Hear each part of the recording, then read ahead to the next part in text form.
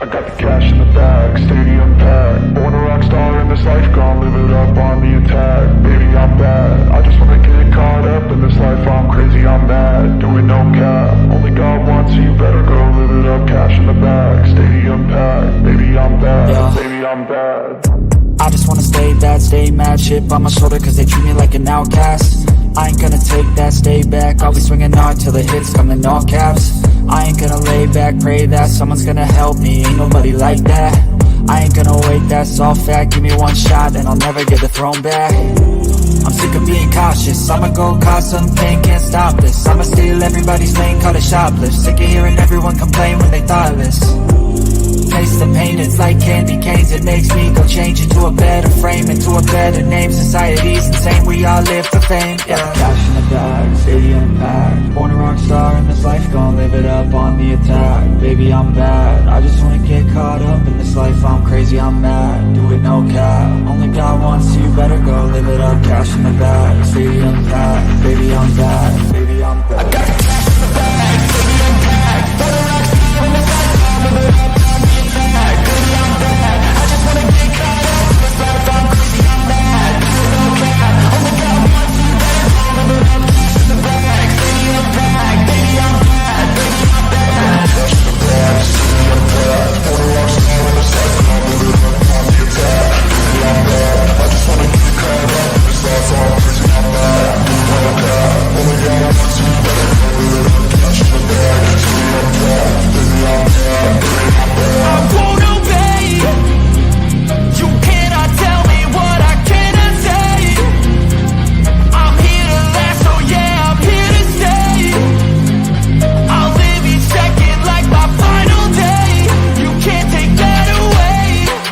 I got the cash in the bag, stadium packed. Born a rock star in this life, gon' live it up on the attack. Baby, I'm bad, I just wanna get caught up in this life. I'm crazy, I'm mad, do it no cap. Only God wants you, better go live it up. Cash in the bag, stadium packed. Baby, I'm bad, baby, I'm bad. I got the cash in the bag, stadium packed. Born a rock star in this life.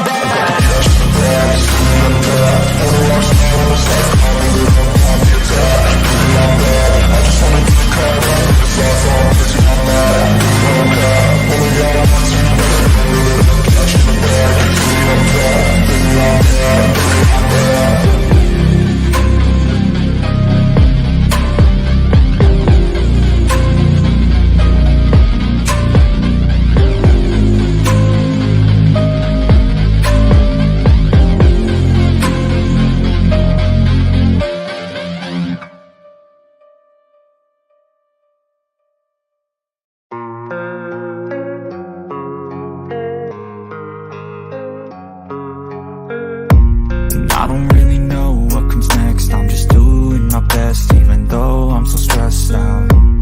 Everything just feels like a test that I fail, so depressed when I can't seem to get out. But something deep inside won't let me quit. I swear that I'm inspired by all this shit. Tell me that I can and I won't. That's what guides me the most. Fuck your lies, I'll do what I want. The gas in the sand, never leave, she's so bad.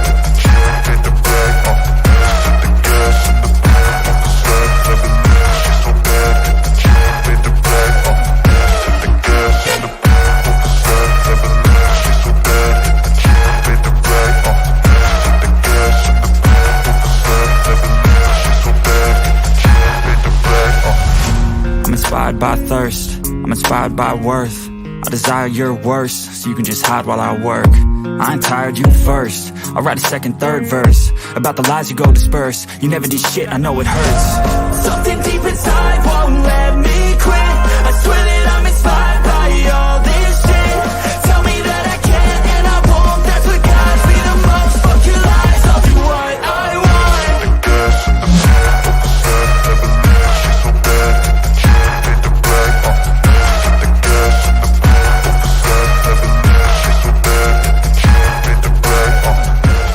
Whole sports all plays.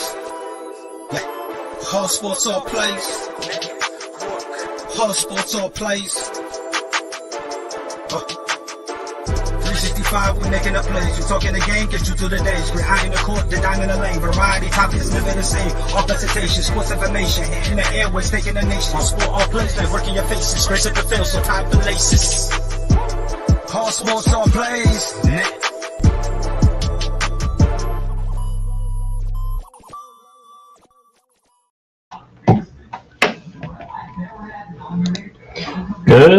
Good morning. Welcome to the College Breakdown. I'm Ray Cruz. I am your host.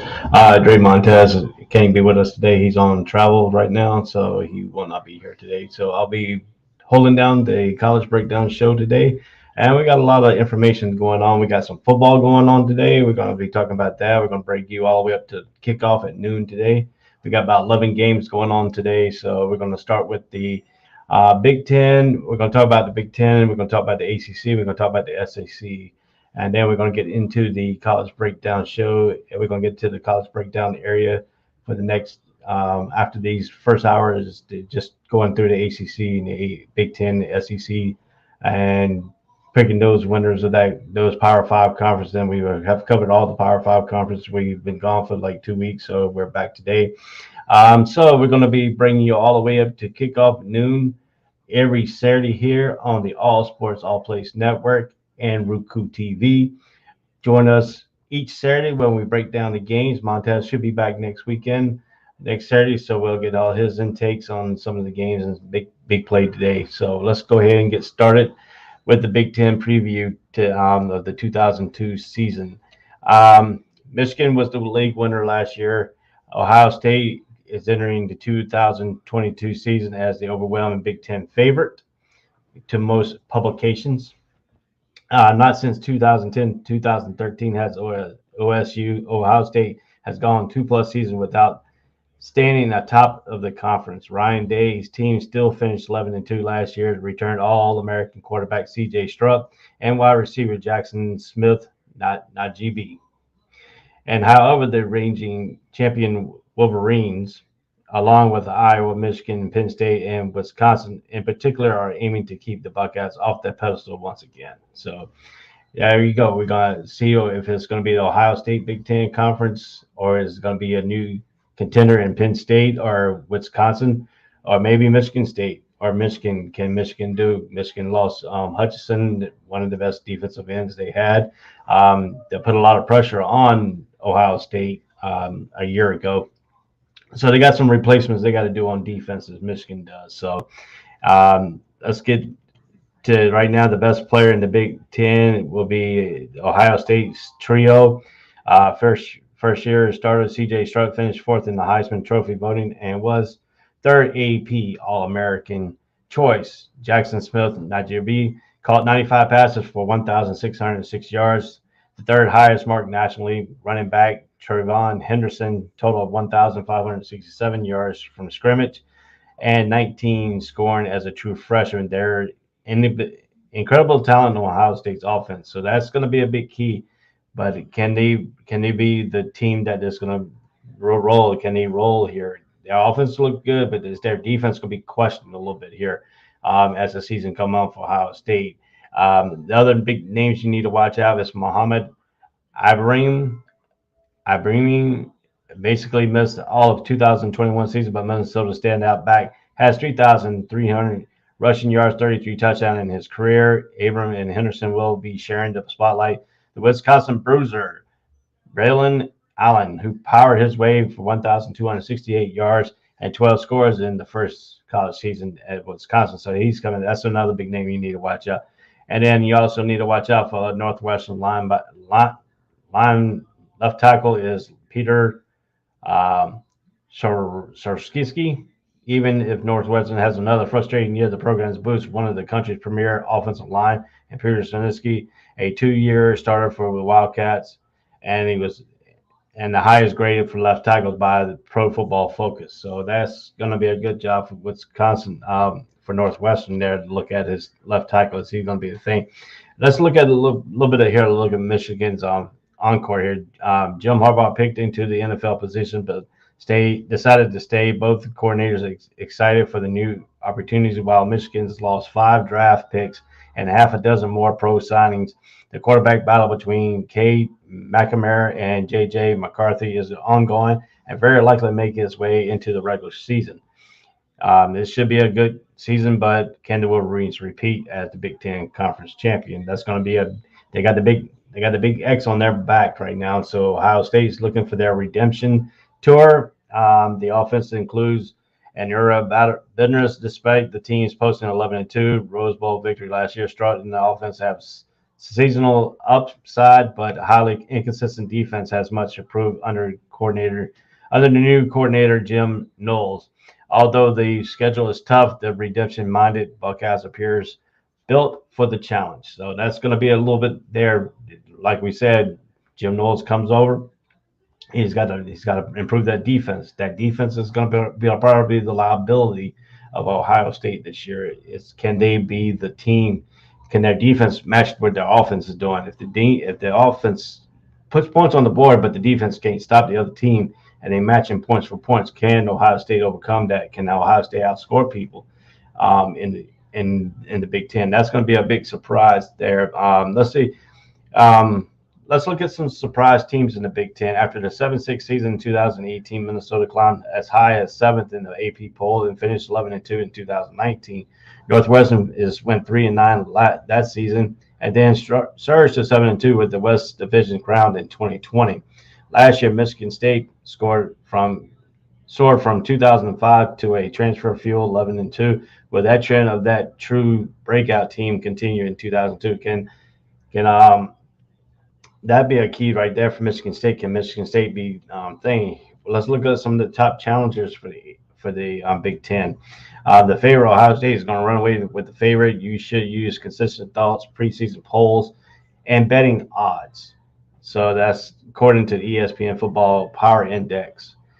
Is giving the Buckeyes a 73.7% chance of winning the Big Ten. Is a while behind them. Michigan and Wisconsin are the prime contenders. Let's look at Michigan State a little bit here. Michigan State is the lone remaining ranked team in the preseason AP poll.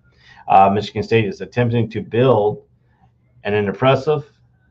The best news is Michigan State University returns quarterback Pate Throne, who seemed a bit unappreciated with the 3,233 yards and 27 touchdowns, but 10 picks last season. The secondary and Thorny's schedule are a major obstacle, but Mel Tucker proves us wrong in 2021. Can Mel Tucker keep improving this football program? Can they continue the upswing from what they did last year? Can they be another team that can be a spoiler in this? Can they beat Ohio State? Can they beat Michigan? Will they be able to beat Penn State? Will Penn State bounce back where they need to be? There's going to be a lot of things. Can Purdue jump in there and be spoilers? Because Purdue is known for being a spoiler in football. They could beat Michigan. They could beat Ohio State if they play their best football, but they have to be turnover free. Can they go from their mistakes? Can Purdue be up there? Let's look at the Penn State and Lions here a little bit. Following a 5-0 start last season, Penn State tumbled to a 6th loss in the last 8 games. And really, that Illinois game up in the Illinois against Penn State game, that was a very good game. And winning these overtimes, and Illinois pulled it out with the victory. Can Penn State and Ron Franklin, can he turn this team back around and be a Penn State like it was under Joe Paterno? That's going to be a key here for Penn State. Can their offense be the offense they need to be, and their defense be consistent? They started off hot and they stumbled in the mid-season, so they need to pick up their pace a little bit. So that's going to be a little bit of a key for Penn State area and their technique, trying to contest for this Big Ten title. Also, there's always above average squad, but there is rarely a national contender. The narrative feels the same in 2022 as Iowa and Wisconsin face likelihood of a low ceiling offense.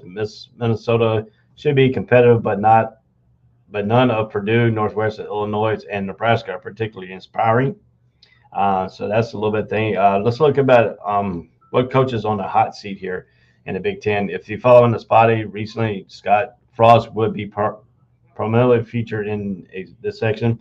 But since returning to Alabama in 2018, the former Nebraska quarterback is 15 and 29 overall and 10 and 25 in conference record. Worst of all, the Huskers bottomed out in 2022. They had a season of closed loss at a registered a Big Ten worst of 1-8 in the league mark.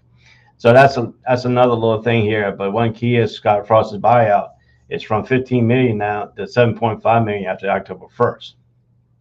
So his bio goes from 15 million down to 7.5 million after 1 October. Consistently, it's more physically responsible. Nebraska is not to pull a USC, which ditched Clay Helton after last season. But if the Huskers starts poorly, Frost's fate might be just fading away. It could be flipped in October. That's another thing. Can Nebraska be that team that Scott Frost needed to be when he was at Central Florida? Can he bring Nebraska? But this is a little bit tougher in this conference, the Big Ten conference. It's Ohio State, Michigan, Penn State, and then Michigan State's coming right up. Northwestern's got to step up a little bit, and so does Purdue. And Illinois has got to step up on Bielema. Illinois is that team that could, Brett Bielema is undefeated in that first game of the season. He has never lost his opening game of the season. So if he pull that off, and then he goes from 1-0 in the beginning of the season, and he starts creeping down a little bit lower. But that Penn State game last year was very great. I watched all of it. It was back and forth. Illinois took control, and then went in overtime, and then that field goal. And it's just unbelievable what they did last year. Illinois did. So can Illinois be that team? That team that could be a spoiler, that try to spoil Michigan, try to spoil Ohio State, try to spoil Michigan State. Can Michigan State play that new contender, be up there with Michigan and Ohio State? Can Penn State get back to where they need to be under Franklin? So that's going to be a question here for the Big Ten here.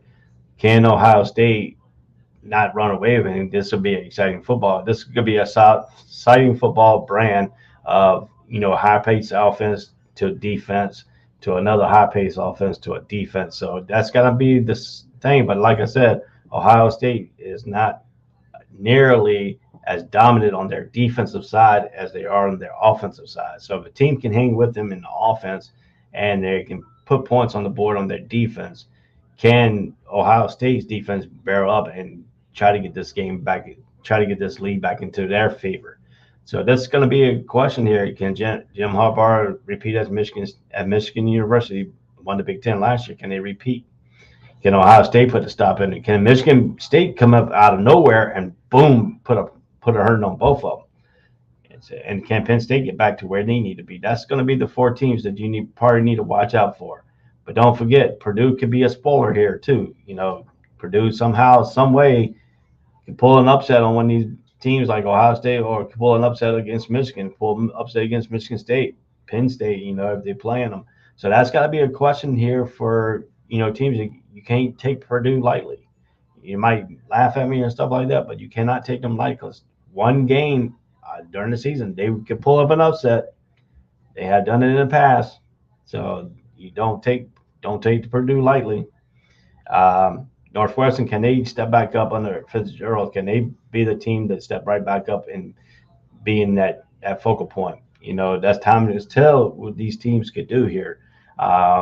If they start off hot, get the season momentum going, and they can keep it going, like Penn State got the season going 5-0, and then they dropped right out of the bottom.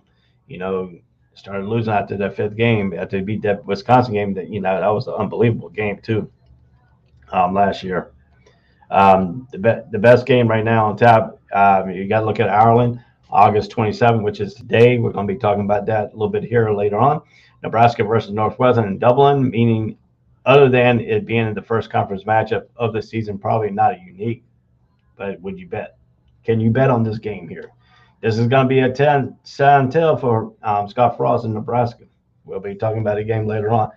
Look at some of the non-conference games. September 3rd, Notre Dame at Ohio State. Look at September 10th, Washington State at Wisconsin. Look at September 17th, Penn State at Auburn, Michigan State at Washington. The first showdown on the list, only the 7th of all meetings. And let me introduce my co-host, big man, big Gator man himself, Dre Montez. How you doing, brother? What's going on, boss? How we doing, man? How we doing?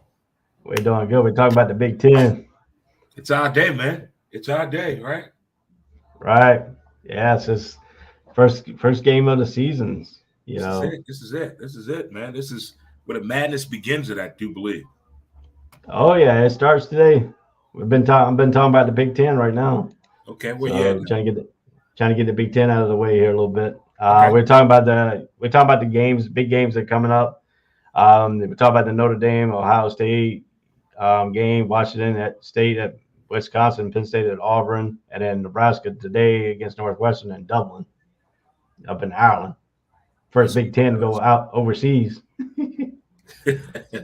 So, but then if you look at the Big Ten's the Big Four, the Big Ten is big dates are September 24th, Wisconsin at Ohio State, October 29th, Michigan State at Michigan, November 12th, Wisconsin at Iowa, and November 26th, Michigan at Ohio State. Gotcha. So, let me put a question here to you. Can Michigan repeat as Big Ten champion this year?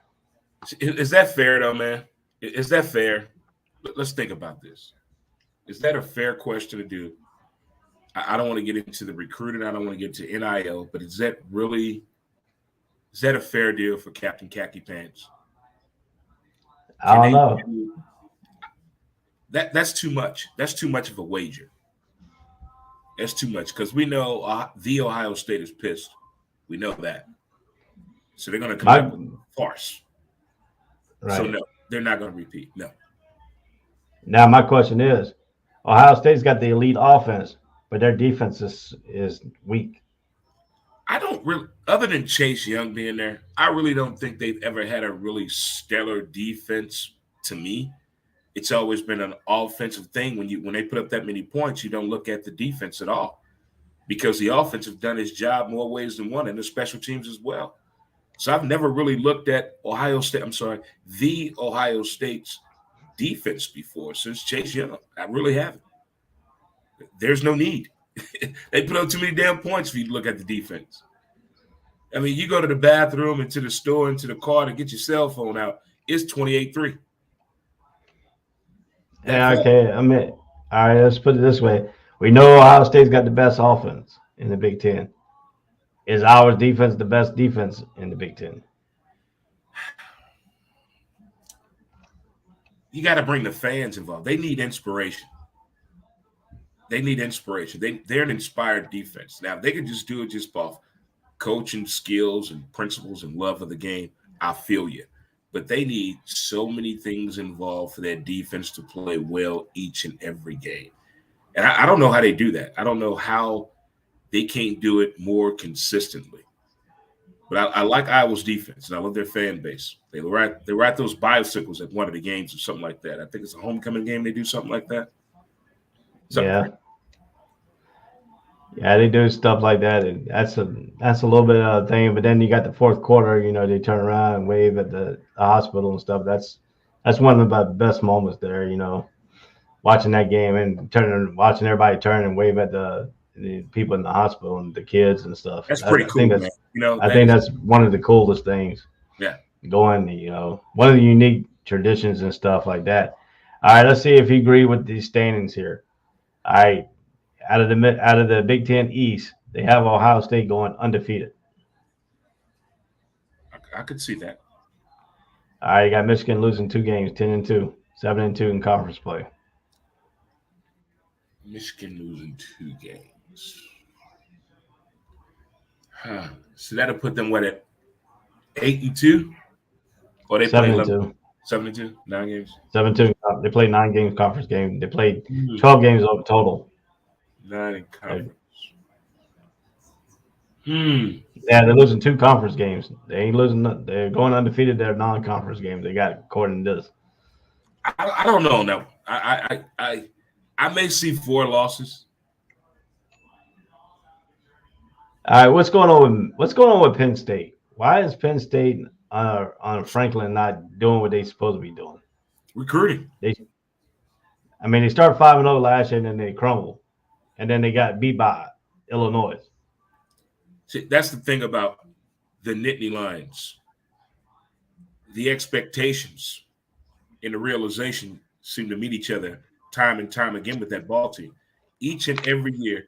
But it's those first 4 games with Penn State that's going to let you know how the season is going to go. Basically, if they're going to come out 2-2, 3-1, 1-3, or 0-4, or 2-2 scenario, and that really dictates how that team is going to go. They need to be motivated each and every game some kind of way. They one of those teams that just thrives off the defense, thrives off that slow run that North Carolina does and Wake Forest does. They need to be a little bit more pop to it, a little more pop, like in the days of Kajana Carter. All those days were beautiful. Sorry, Cincinnati. Kerry Collins throwing the ball. Oh, man, the days right there. Oh, little throwback. So do you agree with this? How Ohio State versus Wisconsin in the Big Ten championship? Yes, I like that. That's a good call, Ray. I like that. I like that, Ray. I like the way you snuck that in right there. I like that. But Wisconsin is kind of like, we talked about this before. We talked about the Pac. They're like in the Big 12. We talked about that.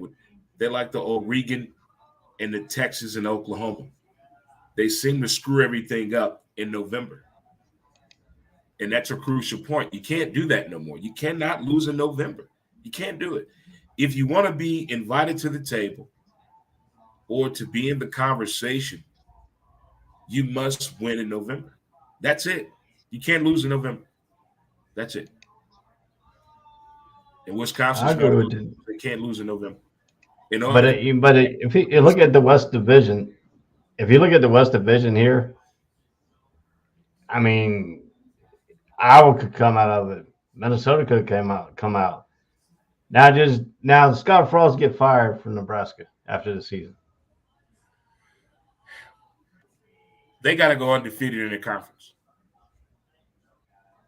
In order him not, he has to win rivalry games and get to a big financial bowl game in order to keep his job. To me, if I'm on the board, Osborne related or not, if I'm on the board, those are the 3 things that's on the board right away.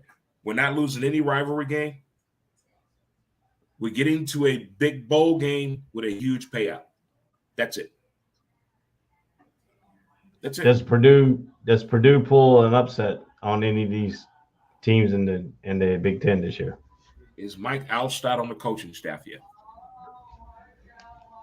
That's a good question. Let me check and see. If he's on the coaching staff, I could concur with that. I could concur. I took some notes. Hold on. Yeah, but they do pull up a big upset, every year, once a year. Once they get like 1 to 3 wins each and every year, whether you're covering the over/under or just the wins itself. It seems they do it each and every year. They're 5-16 college football team. Let's see here. Mike Alstott was, I don't know if he still is, he was a head coach at Northside Christian School in St. Petersburg, Florida. Oh, stay there. Stay there, Mike. Stay there. Stay right there. So I think that's. So, I mean, yeah, this Big Ten is going to look pretty interesting between Ohio State and Michigan. What they call it, the working man's football.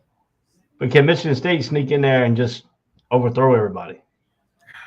Can Mel Tucker do what he did last year, take these transfers out of different schools and make them a contender? I have to keep my personal feelings out of Michigan State and just pay attention to the game itself.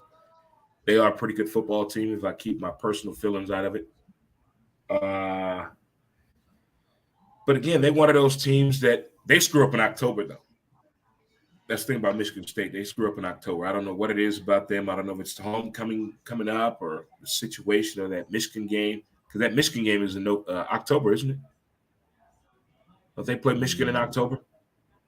Yes, I think so. I think Yeah, that's yeah. one of So the, that the could be games one of that the they hiccups got. right there. Yeah. But I like their defense and their special No, teams. What was that? let's see here. They play October 29th. Uh-oh. That's Halloween weekend. Things get scary that weekend. Yeah, that's the big cocktail for your team. Yep. Mm-hmm. Well, we'll get the Oh, SEC I here in a know. few I minutes. know. I know. I'm gonna try to hang around as long as I can today, man. I told you I got a thing going on. Shout out Yeah. to my buddy in Oklahoma City, Garrett. Happy birthday to you, my man. I'm trying to All right, get this. let's move to the ACC because we're going to go to the ACC and the SEC. We're doing it in the first hour and a half, maybe, and then if you have to cut, you can cut. But Okay. let's talk about the ACC here. We talk about 2022, the conference trying to realignment. Talking about the realignment, not throwing out the Atlantic Division and the Coastal Division. They're trying to throw those out and just make one big thing that had number one versus number two out of the standings to play in the ACC championship game. But right now, they haven't really decided that yet. So let's talk about Clemson Tigers. Can Clemson Tigers bounce back and win See, the he's being ACC this tested year? right now. He's been throwing a lot of shade. Been thrown at Dabo. Whole lot of shade has been thrown at him in the last couple of years due to since he lost Sunshine. Ever since then, the shade been thrown at him. So I'm wondering what he's going to do right now with this recruiting battle, the incoming class, the injuries he dealt with last year, and the fact now this NIL situation, how he's going to handle coaching players like that. This is a very challenging year for Clemson, but I like Dabo. I dig his swagger, man. I love the way he upsells his players, the mediocre players, the players we don't know about, and I love the way he talks to the players that know they are shit. I got Clemson doing some big things this year. I really do. I don't know how big, but I think they're going to wake up some people and come back to those days and bring up the conversations of Clemson's of yesteryear. Now the quarterback situation is still uncertain from what we've seen last year. Now this year, does he take a step up? Does Ugalea step up, or do we have a different quarterback at all total? If he gets out the comparison situations and just become the quarterback that he's capable of being, don't read none of the newspaper clippings. Don't believe the hype.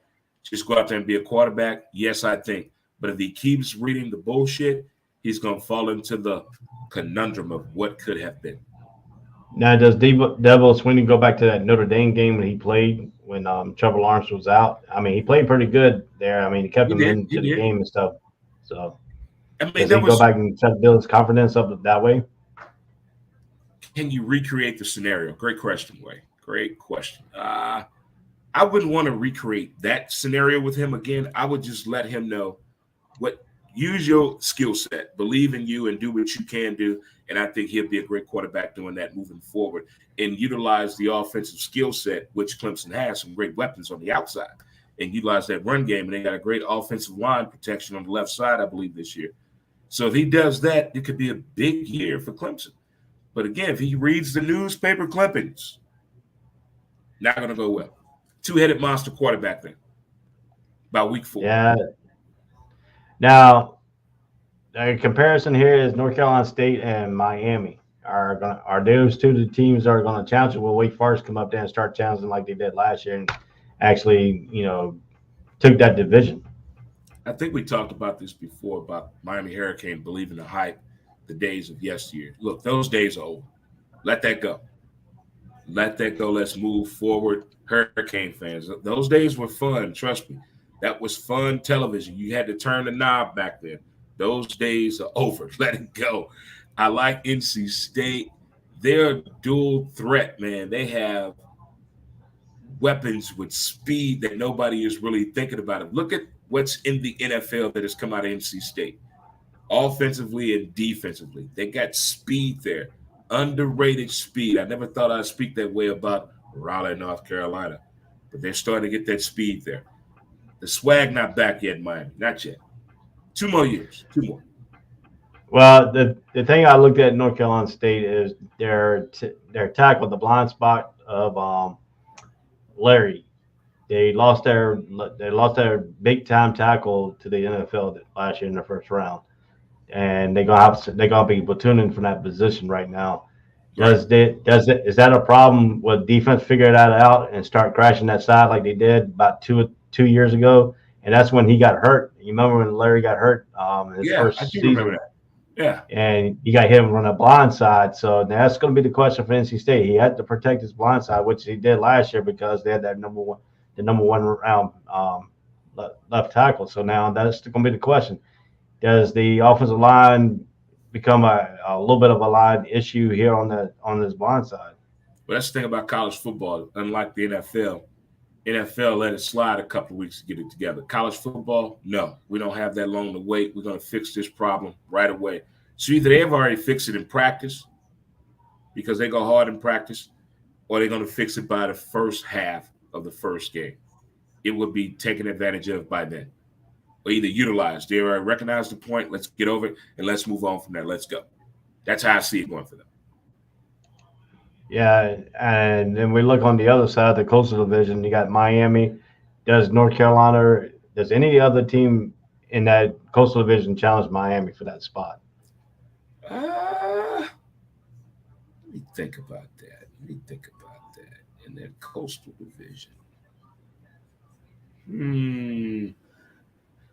The hype on Miami coming in, though, is it's worth a listen to, but we've been down this road before. You know, you've seen this story before, but I want to see it unfold. But the hype is sounding interesting. All the speed they say they have, all this football IQ, all these guys that are coming out of legendary football backgrounds and finally all to put it together at the U. So I'm kind of on the fence on that one as well. Yeah. And we look at the biggest stars, Devin O'Leary, the quarterback at North Carolina State, is a big time name going around. He's on all the watch lists for the quarterbacks. He coming back he's completed 65.7% of his passes for 35 touchdowns, 3,433 yards, and rarely makes mistakes, throwing just 5 picks last season and holding a career 51-12 touchdown to interception ratio. But with the team seasoned veterans and addition of wide receiver Darryl Jones, North Carolina's offense should be exceptional yet again, but Larry has only gotten smarter, stronger, more efficient in his time with the Wolfpack. So 2022 seems to be another monument step in his growing career. So then if you look on the other end, on the Clemson side, the defensive end Miles Murphy, the projected first-round pick in 2023 NFL draft, has been bombarded with preseason watch lists and hype throughout the offseason for nearly every analyst and major news sites. So that's going to be a good matchup right there with Clemson and North Carolina State. Miles on the defense against Larry on the offense. So now does Debo put him on the blind side and test that tackle out of North Carolina State? Dabo has been putting that defensive touch out there for real talk. What's his defensive coordinator name? Didn't he lose his defensive coordinator? Yeah, he lost Venables to Oklahoma, but they replaced him with one of his assistant coaches. So they're still running the same. They're still running the same scheme with Venables put there because they have a coach they just moved up off his defensive linebacker coach. I think he moved to the defensive coordinator. My grandmother got a perfect recipe. Don't make everybody can cook that food the way grandma does. So I get that, but still, this coach is not as impactful as Venable or make it make sense. It's not going to look right when it's on the field. Right. I like the defensive touch that Clemson has been bringing to football. I like that. I like the speed. I like the versatility of these guys. And I like the fact that the next man is always ready on the defensive side with them. If they can do that on the offensive side, have the next man ready, Clemson could be a farce to be dealt with this year. But it's still early, though, man. I got to see this Clemson team, man. I want to see Clemson, Miami, and Carolina play that first game. I got to see this, what everybody talking about. All right. Well, the third of this trio of the best players in the ACC is the UNC wide receiver Josh Downs. They said you can cancel your plans and start heating up the popcorn for the former four-star prospect. has cemented his name as one of the best receivers in the ACC after recording 8 touchdowns, 1,335 yards on 101 receptions last season. Although Wake Forest receiver A.T. Perry could have gotten the nod here with a healthy Sam Hartman, Downs is an explosive player ready for the bright lights. He's only 5'10", athletic, will be playing a different, So now the issue with North Carolina here is we have one wide receiver went down, and Antonio Green. I think he should be coming back here soon, hopefully. Downs is going to be the ones they're going to double team. So Carolina's got to have the other receivers step up to take the pressure off of him. But the question is Drake May the heir apparent to Sam Howell, the quarterback? See, I don't like when they try to compare me to somebody that's not even there anymore, somebody that's injured. Can I be me? I think that is one of the biggest issues I have throughout sports, the comparison rule. Sometimes I think it's warranted after both of them playing. If we both done playing ball and we want to compare each other, Ray, I'm down with that. But while I'm still playing, hell no. No. I don't think it's fair to the kid. I don't think it's fair to both parties involved. Well, let's see if you got to look at comparison. Yeah, if you look at it though, he's got a double-edged sword. He got to replace Sam Howell, but his dad also made a mark. Martin May also made a mark at Carolina as a quarterback. Right. So I mean, he's got that double. He's got that. What you think? To me, yeah. To me, I think he could do it. I seen a glimpse of it last year when Sam Howell was out, and he moved the team down the field pretty good with his passing and stuff like that. But then again, I think it's going to be a two-headed sword because Criswell can come in and bring in another feature of bringing his legs in. So you have to compare, So I think what Matt Brown is doing is he clearly said Drake May is going to start the game. But he also came out in that same sentence, and said if he bogs the offense down, Criswell is apparently going to come in and he can move the team too. So now he's going to put that in there to all the team's coaches too. They got to prepare for two quarterbacks. And two of them are different. May's not an athletic runner, but he's more of a pocket passer. Criswell can pocket pass and he can run. So that means that could be, that makes teams have to prepare for both players. So that could be an advantage right there. But again, what worries me is the North Carolina offensive line. Can they improve what they did last year? Did you beat defense? People? I think the defense is good in the front seven. We just got to worry about the corner issues. If Doug can stay healthy, and if the other guy, the one from Norfolk, if he can stay healthy too, then we got two good corners. But then that nickel corner is going to be the question mark. What about your offensive line? You got the same people, or did you go? We got the same people, but we added one, but I think he went down with an injury in practice. I don't know if he's going to come back and play this first game.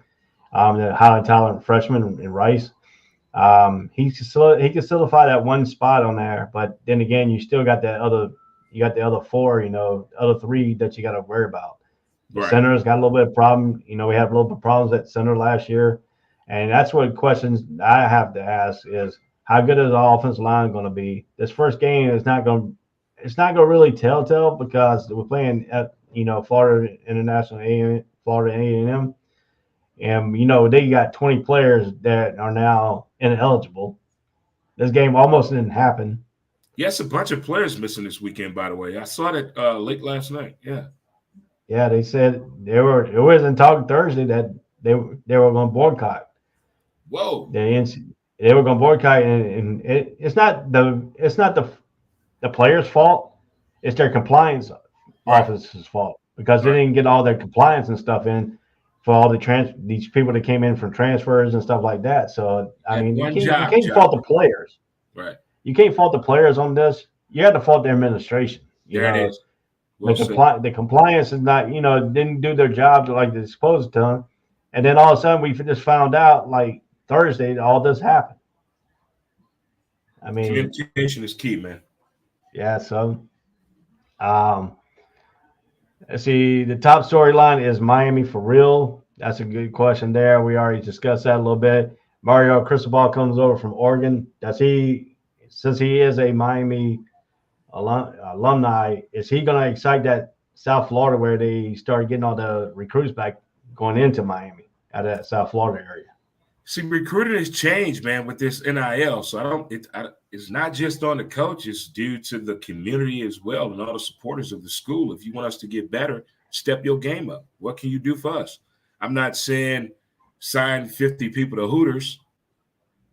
Not a bad idea, but that the game is changing recruiting. You still got to do your job, but still you have other resources to utilize to make your program a whole lot better now. Whole lot better. If it's done right.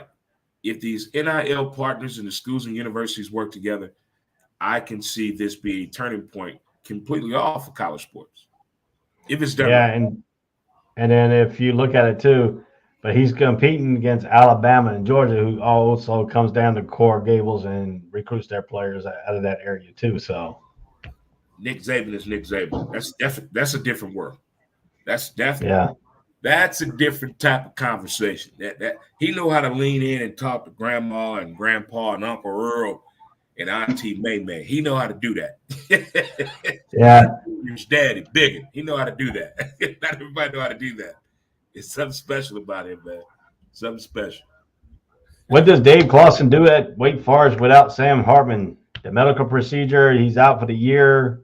What does he do for the quarterback in position? The inexperienced single callers like Mike Kern and Mitch Griffins with Griffis. Huh? Didn't he just get hurt this week? Didn't that injury just happen this week? No, he had a medical procedure about 3-4 weeks ago. Okay. It said Sam Hartman will be unavailable for an undisclosed period due to medical procedure. The Demon Deacons were well equipped to make another run for the ACC title with one of the top scoring units in the country. However, Clawson's current situation leaves him with a handful of inexperienced caller signals. But you turned me on to Wake Forest last year. They were exciting to watch last year. But, man, to recreate the moment without him, that's, again, next man up. Your understudy is your best student. Hello, America. Did you hear that? Your understudy is your best student. So if he did his job, the backup role should be ready to go. I don't get why the backup is such a bad thing sometimes. The kid should be ready. Everybody wants to boo the backup. Put me in, coach. I'm ready. Let me show you what I can do. Have that mentality. It's going to be some bumps and bruises. Nobody knows you. That's the other thing. They don't know anything about the backup. They got the same amount of time he has to learn this offense as they have to learn about him what he did in high school or at JUCO, wherever he's been before here, unless he's just coming straight to Wake Forest. Yeah, and then who is the best quarterback in the ACC? Is Larry above everybody else? Is Van Dyke coming catching underneath? Is DJ Uiagalelei going to even be any better than he was last year? How about Virginia Brennan Armstrong and Boston College Philip Jurkovec? Jervik? I'm going to call him Joe. Yeah. So, at all those, and then you're missing Hartman. So, out of all those, ACC is depth in quarterback. Look like Van Dyke leading the list on that, probably. Well, Larry's leading the list. Much as I hate to say, North Carolina State guy is leading the list. I mean, he's leading. To me, I think he's a better quarterback than anybody that got in college football. What year is he in? He should be. I think he's a senior. Put up a shutout. Yeah. So the question is Devin O'Leary the best quarterback in the ACC? I'm gonna put you on the spot for this because I'm gonna tell you what. As a North Carolina fan, I have to say yes because the simple reason is he's proven himself. He's come back from injuries. He's not missed a beat. He's got North Carolina State in a position. He's got North Carolina State in a position to win the Atlantic Coast. Depends on what they can do against Clemson down in Death Valley. This year, this game is not in Carter Fielding Stadium. It's in Death Valley. Does NC State have a team to go into Death Valley and pull the Clemson? I won't call it an upset, but will they beat Clemson in Death Valley? When is that game? Let me see from the here. 3rd, 4th, or somewhere in there. I think it's end of September. I think.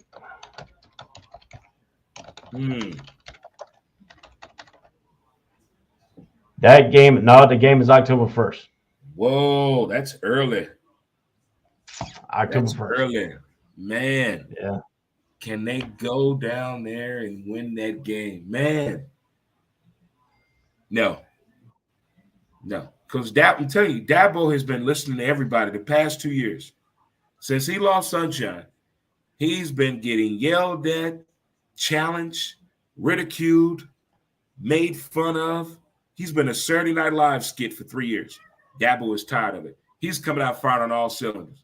He's going to try to shut up Zabin, Texas A&M, Jimbo, and he might send out a yell to USC. He may send a yell out to him.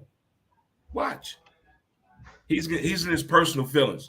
He's going to take this year like he's playing for Clemson. Watch how Dabo rock. Okay. And now let's look at some challengers besides the Clemson, the Wake Forest, and NC State. NC State.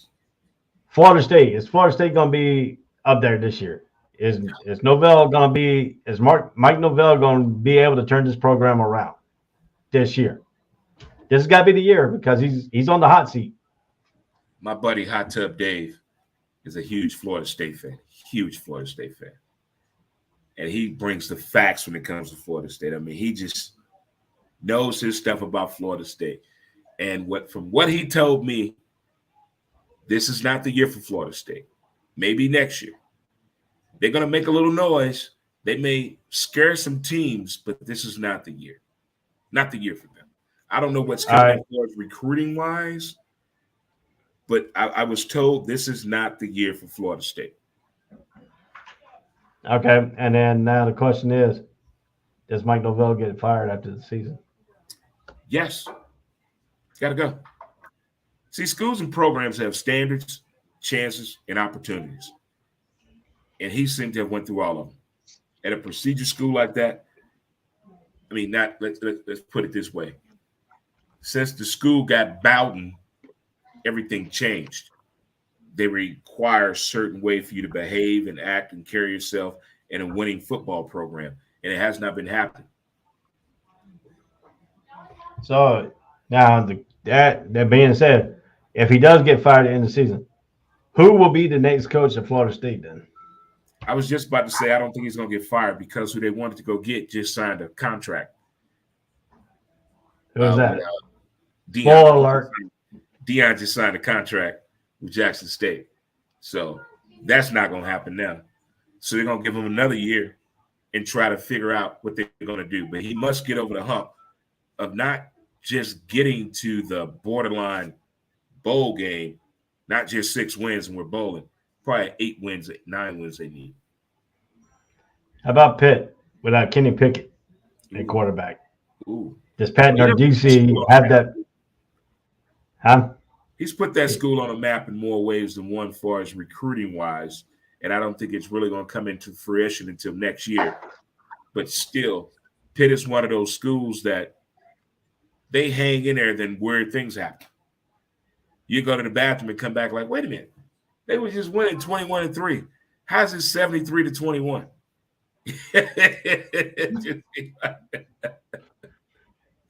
And then now you look at Louisville. Does Salaway have Louisville in the position to make a challenge, to make at least a scare in that, to make a scare in that division? Well, you still got the quarterback Malik Cunningham, still in charge of Louisville back. You know, legitimate title contender in ACC. He is his third year as a starter. He's 2,941 yards, 19 touchdowns through the air, and 1,031 yards and 20 touchdowns on the ground. He's a dual threat combination kind of guy.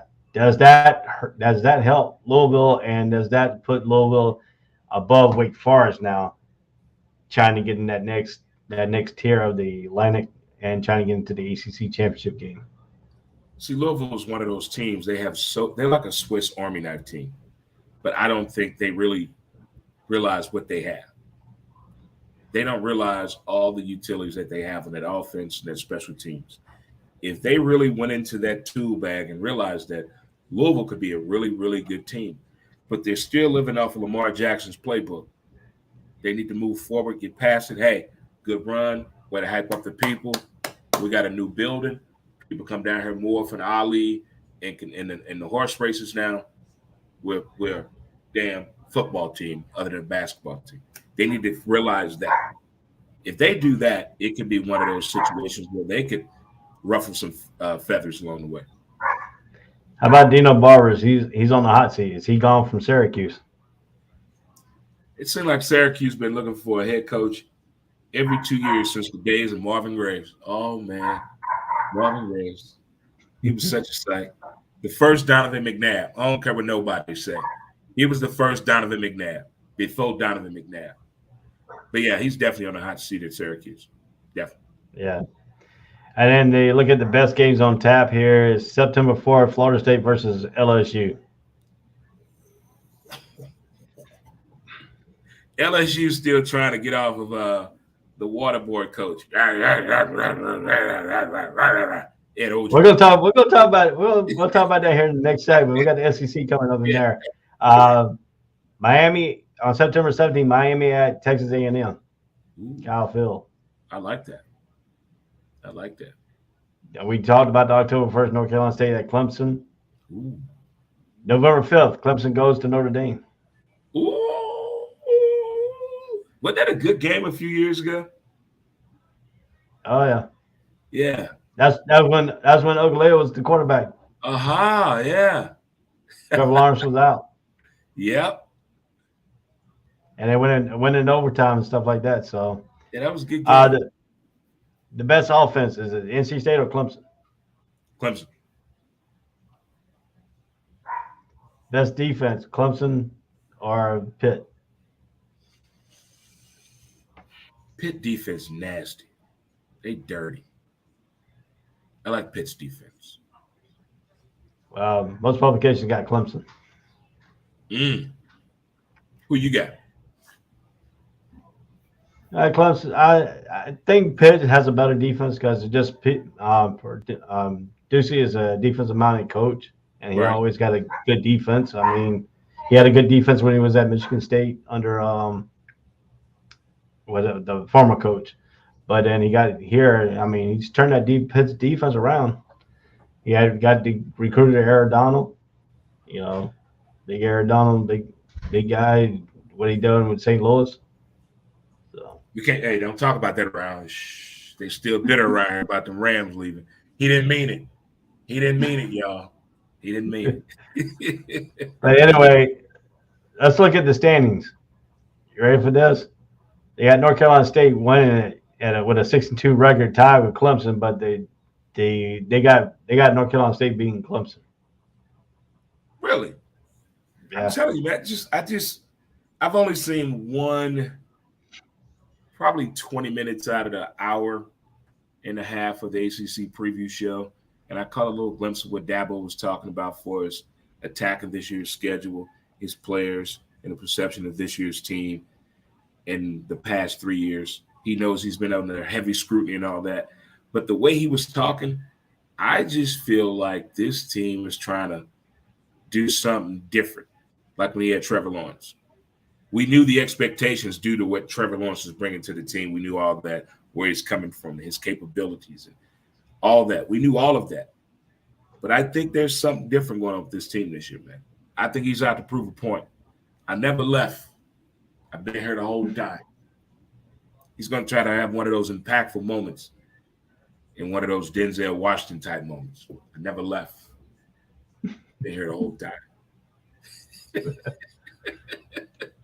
Does Clemson and Miami in the ACC title, is that convincing for you? Clemson playing Miami in the ACC title? Yeah, but they got NC State winning that's totally wrong because they have North Carolina State winning the Lane division. That should be, but anyway. But if North Carolina State, let's say they have a hiccup coming out of the gate. Let's say they have a hiccup in the division. They could. Hold up. They could not in the ACC, but they could come out of East Carolina. They play East Carolina the first game of the season. East Carolina has never lost a tailgate party. Then Pirates. Them Pirates. The first game of the season is always called the tailgate party. And Is that in Tarboro, North Carolina? That in Tarboro? Greenville. I was in Greenville. I've partied with those kids. Oh, I have too. Actually, I took a football recruiting trip to ECU. Oh, man. Oh, and the parents are listening, right? The parents are listening. And look, I'm going to tell you what. I went to ECU. I went there. It was supposed to be an 2-hour orientation. We left. We were walking back to the car. And some frat people thought we were in the schools, invited us to a frat party. So we went to a frat party. We went to a frat party, and the guy was like going around because I only told him I was a senior, but I didn't tell him I was a senior in high school. Don't tell your mother. Don't tell. And so he's like, "Yeah, why don't y'all come back to the party and stuff like that?" So I'm sitting here. I'm like 18 years old already. Doing football recruiting, went down to chat with him 2 hours, and then boom, all of a sudden we had a frat party all night long. We didn't leave Greenville, South Carolina until 10 the next morning. Look at there, huh? Look at there, huh? So yeah. Ray Rupp, Stanley, party school. and that was the year that they beat. That's the year because I was there for the Miami and ECU game when Miami lost to ECU. Okay. Who was the quarterback at ECU then? I can't remember. What was the brother that went to the Carolina Panthers that came out of ECU?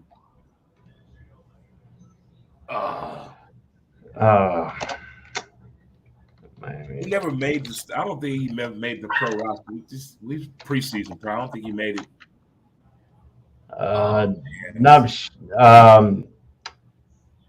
know. Damn, I can't think of his other name. He was fast. Blake. Yeah, Blake? Jeff Lewis. No, Jeff Blake. Okay. Jeff Blake. Yeah, Jeff Blake. He was awesome. Yeah, it was. Well, the first one was they took down in April of 2020. Kenny Kelly beat ECU down, 9th ranked 27-23 that year. Trying to look back to the 80s, but 1996 ECU stops flat Miami's team in the Orange Bowl.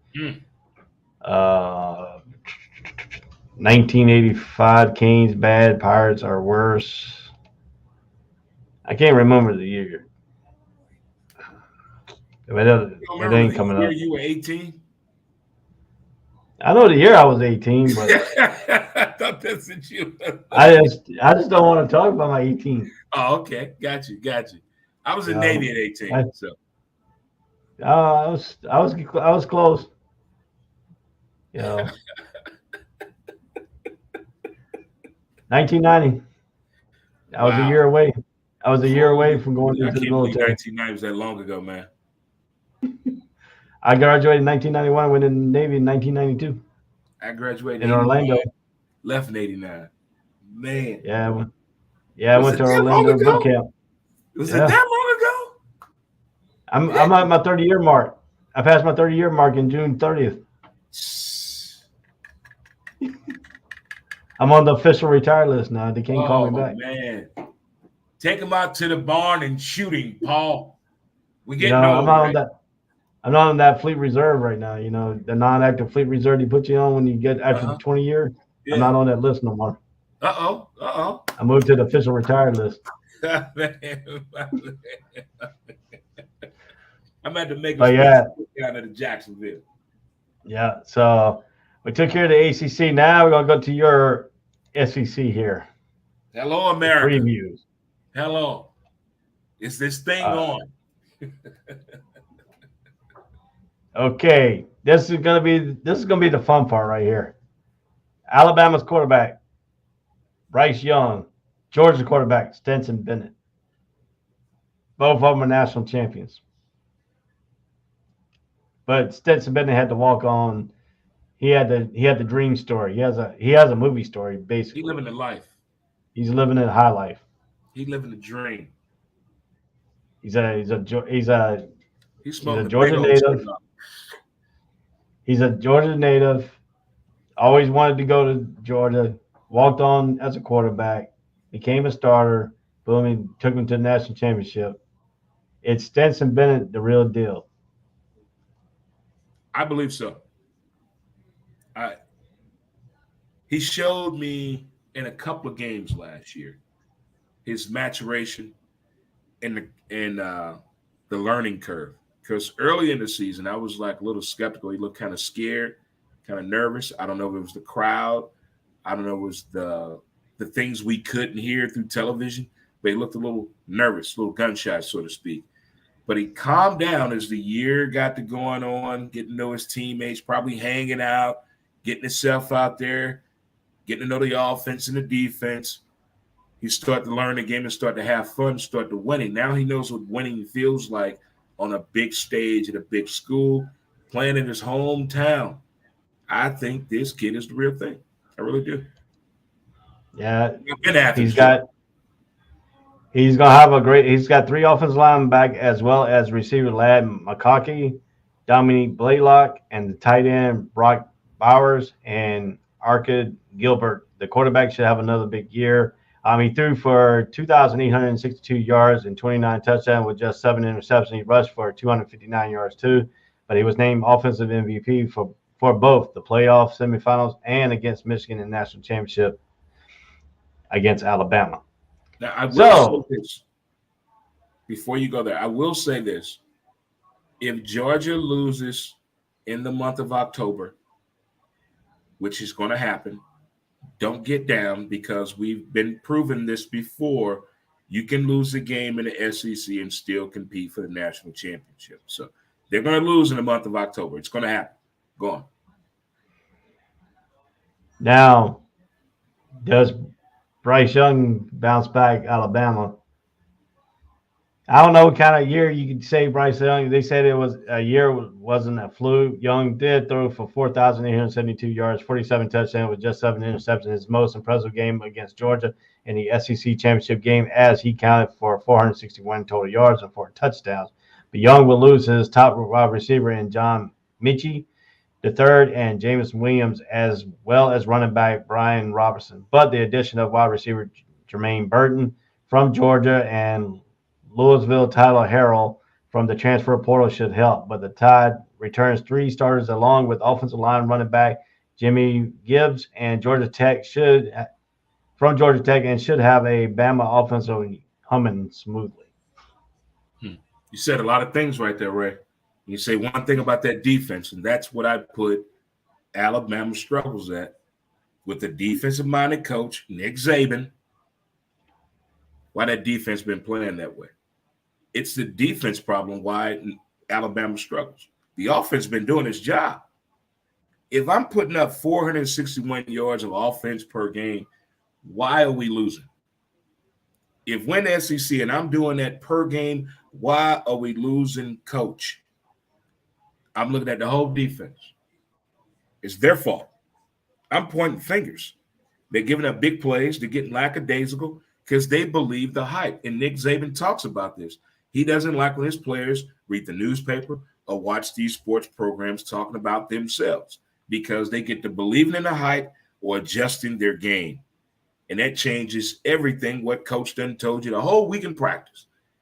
Now you want to go out here and listen to something one morning that we were working on all week, and now you want to go out here and make your own decisions. That's not football. That's called selfish football to me. And that, to me, is what nobody is telling Nick Saban. It's your defense, man. Now the question is Arkansas's quarterback KJ Jefferson, the Razorback, went 9-4 last year. Jefferson was a huge reason why. The 6'3", 242-pound sophomore threw for 2,676 yards and 21 touchdowns.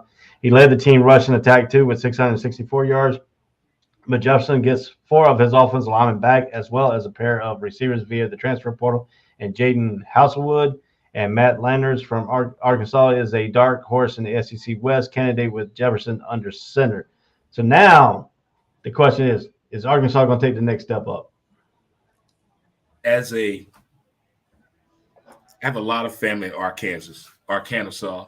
If you're from there, you get me. if they could take that crowd with them on each and every game, Arkansas could be a threat. But they're their own worst enemy. They have a team, they have a game in the bag, and then something goes wrong each and every time. Either in the third quarter or 5 minutes left in the game, something goes wrong. And nobody can explain what's going on. I believe in Arkansas. I believe in them. I don't know what the hump is to them. What could be the hump for Arkansas? I don't know what the hump could be for them. Winning the game over the holiday weekend, maybe that could be it. Beating Oklahoma, beating Texas, going undefeated in their own conference. I don't know what the hump could be for Arkansas, but they have a lot of potential talent. But if they could take the home crowd team with them, on the road with them, I would believe in them probably 75% more on games away from Fayetteville. Yeah, and that too. And then when you talk about the Alabama defense, they have one of the bright stars in linebacker, Will Anderson Jr. Anderson is one of the unquestionable leader of Alabama's defense last season. Anderson finished with 102 tackles, total tackles with 17.5 sacks and 3 pass breakup. His impact was so big that he finished fifth in the Heisman voting against Mississippi State. He became just the third player in school history to get 4 sacks in a game. Anderson Jr. has plus 1,600 odds to win the Heisman Trophy this year. Alabama defensive player? Yeah, he's a linebacker. I want he's to the see one that he's step up. I have not. He's the one that they couldn't. He's the one that players that had hard trying to block. He was always fast getting the back in the backfield. I think he had like a broken hand last year or something like that because he had a cast on his right hand all the time. But that defense gave up too many points. I don't want to put the whole defense on one player, but if you that deal, be that inspirational guy. Inspire your team to do their job. Stay in your lane. Don't overthink the technique. Coach done told you what we got to do. Do that. Keep the game philosophy intact, and we will win, gentlemen. We will win. He needs to be that guy. That guy. If he can be that guy, that defense probably gives up what? Maybe 18.5 to 21 points a game. That's right there is a type of defense I want to see out of Bama. Giving up 30 and 40 points? No. Now, they said here that defensively, Alabama looks like it has one of the best linebacking cores in the country, re-signing Bronco. The tackle Anderson Jr. is back, as well as leading tackler Henry Tutu. Bama also gets the return of defensive end Brian Young, who has 7.5 tackles for loss last season.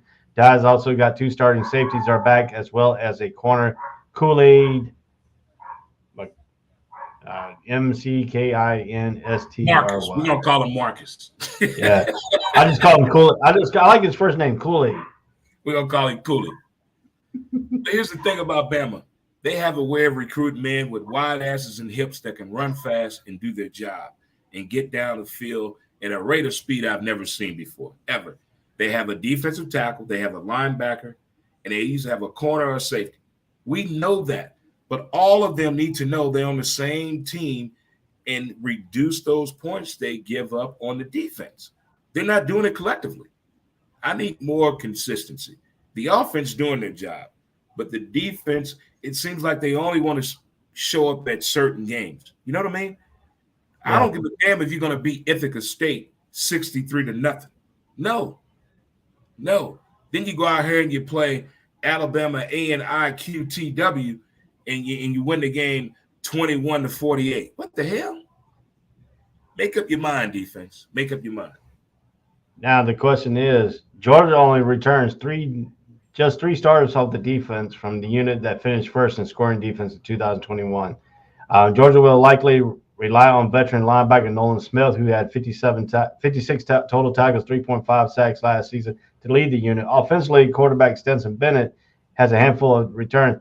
The question I want to ask you is, if the Georgia defense takes a step back, does Stetson Bennett have the ability on the offense to win games?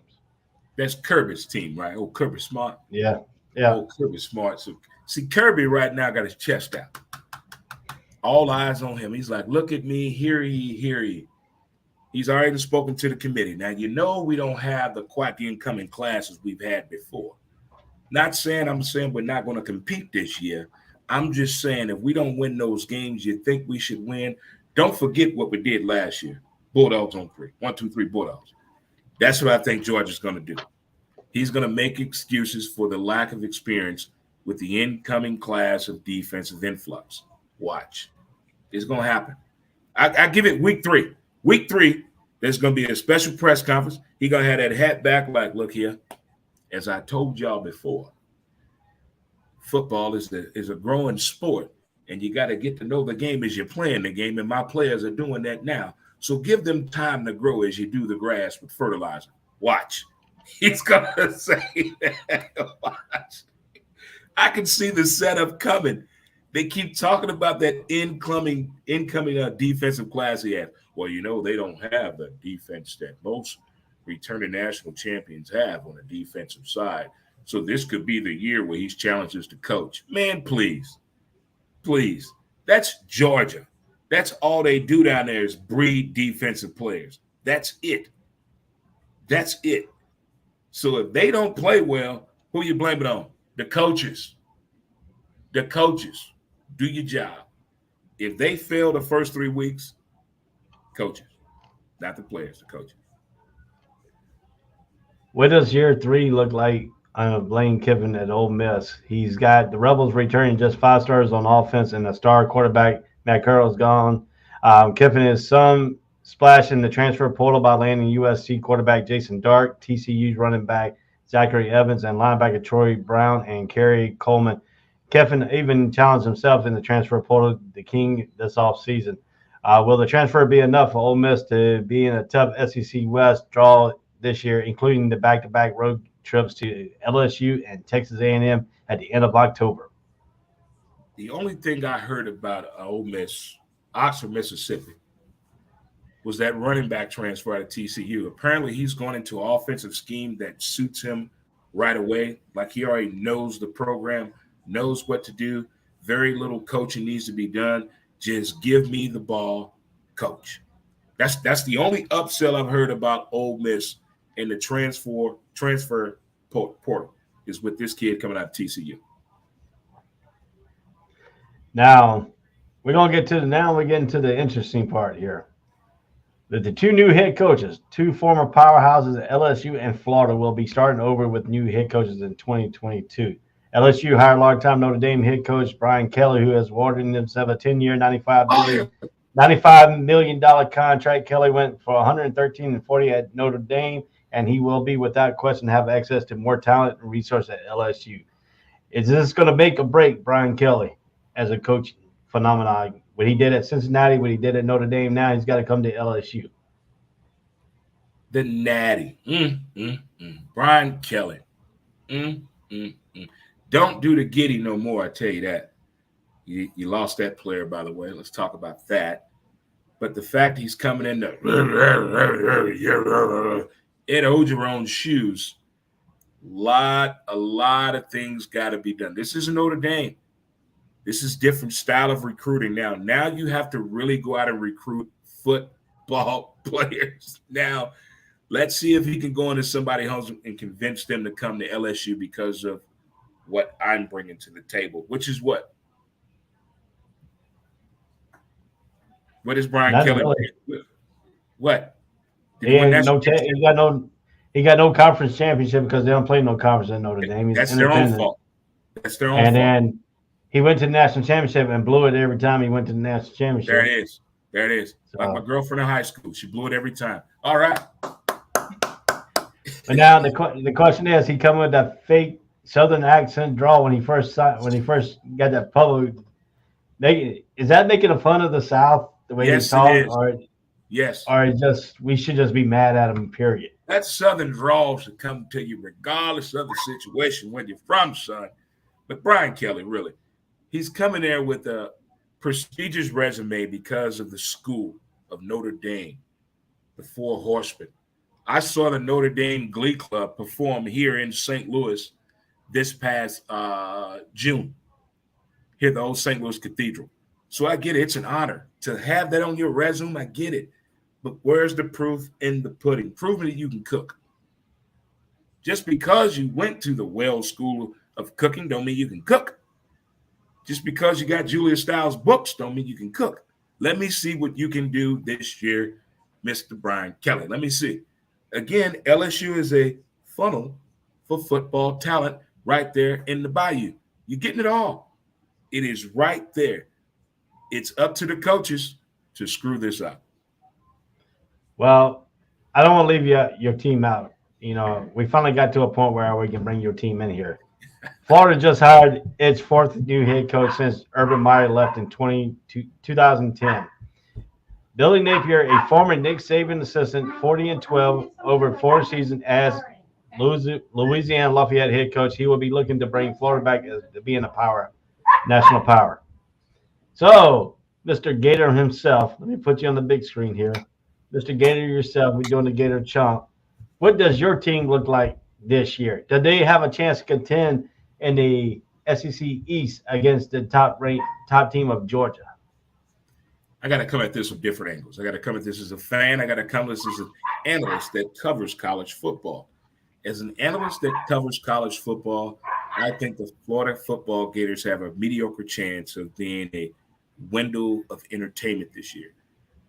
I feel probably 6 or 7 wins coming this year, going bold and early, but no big wins, no ooh and ah moments.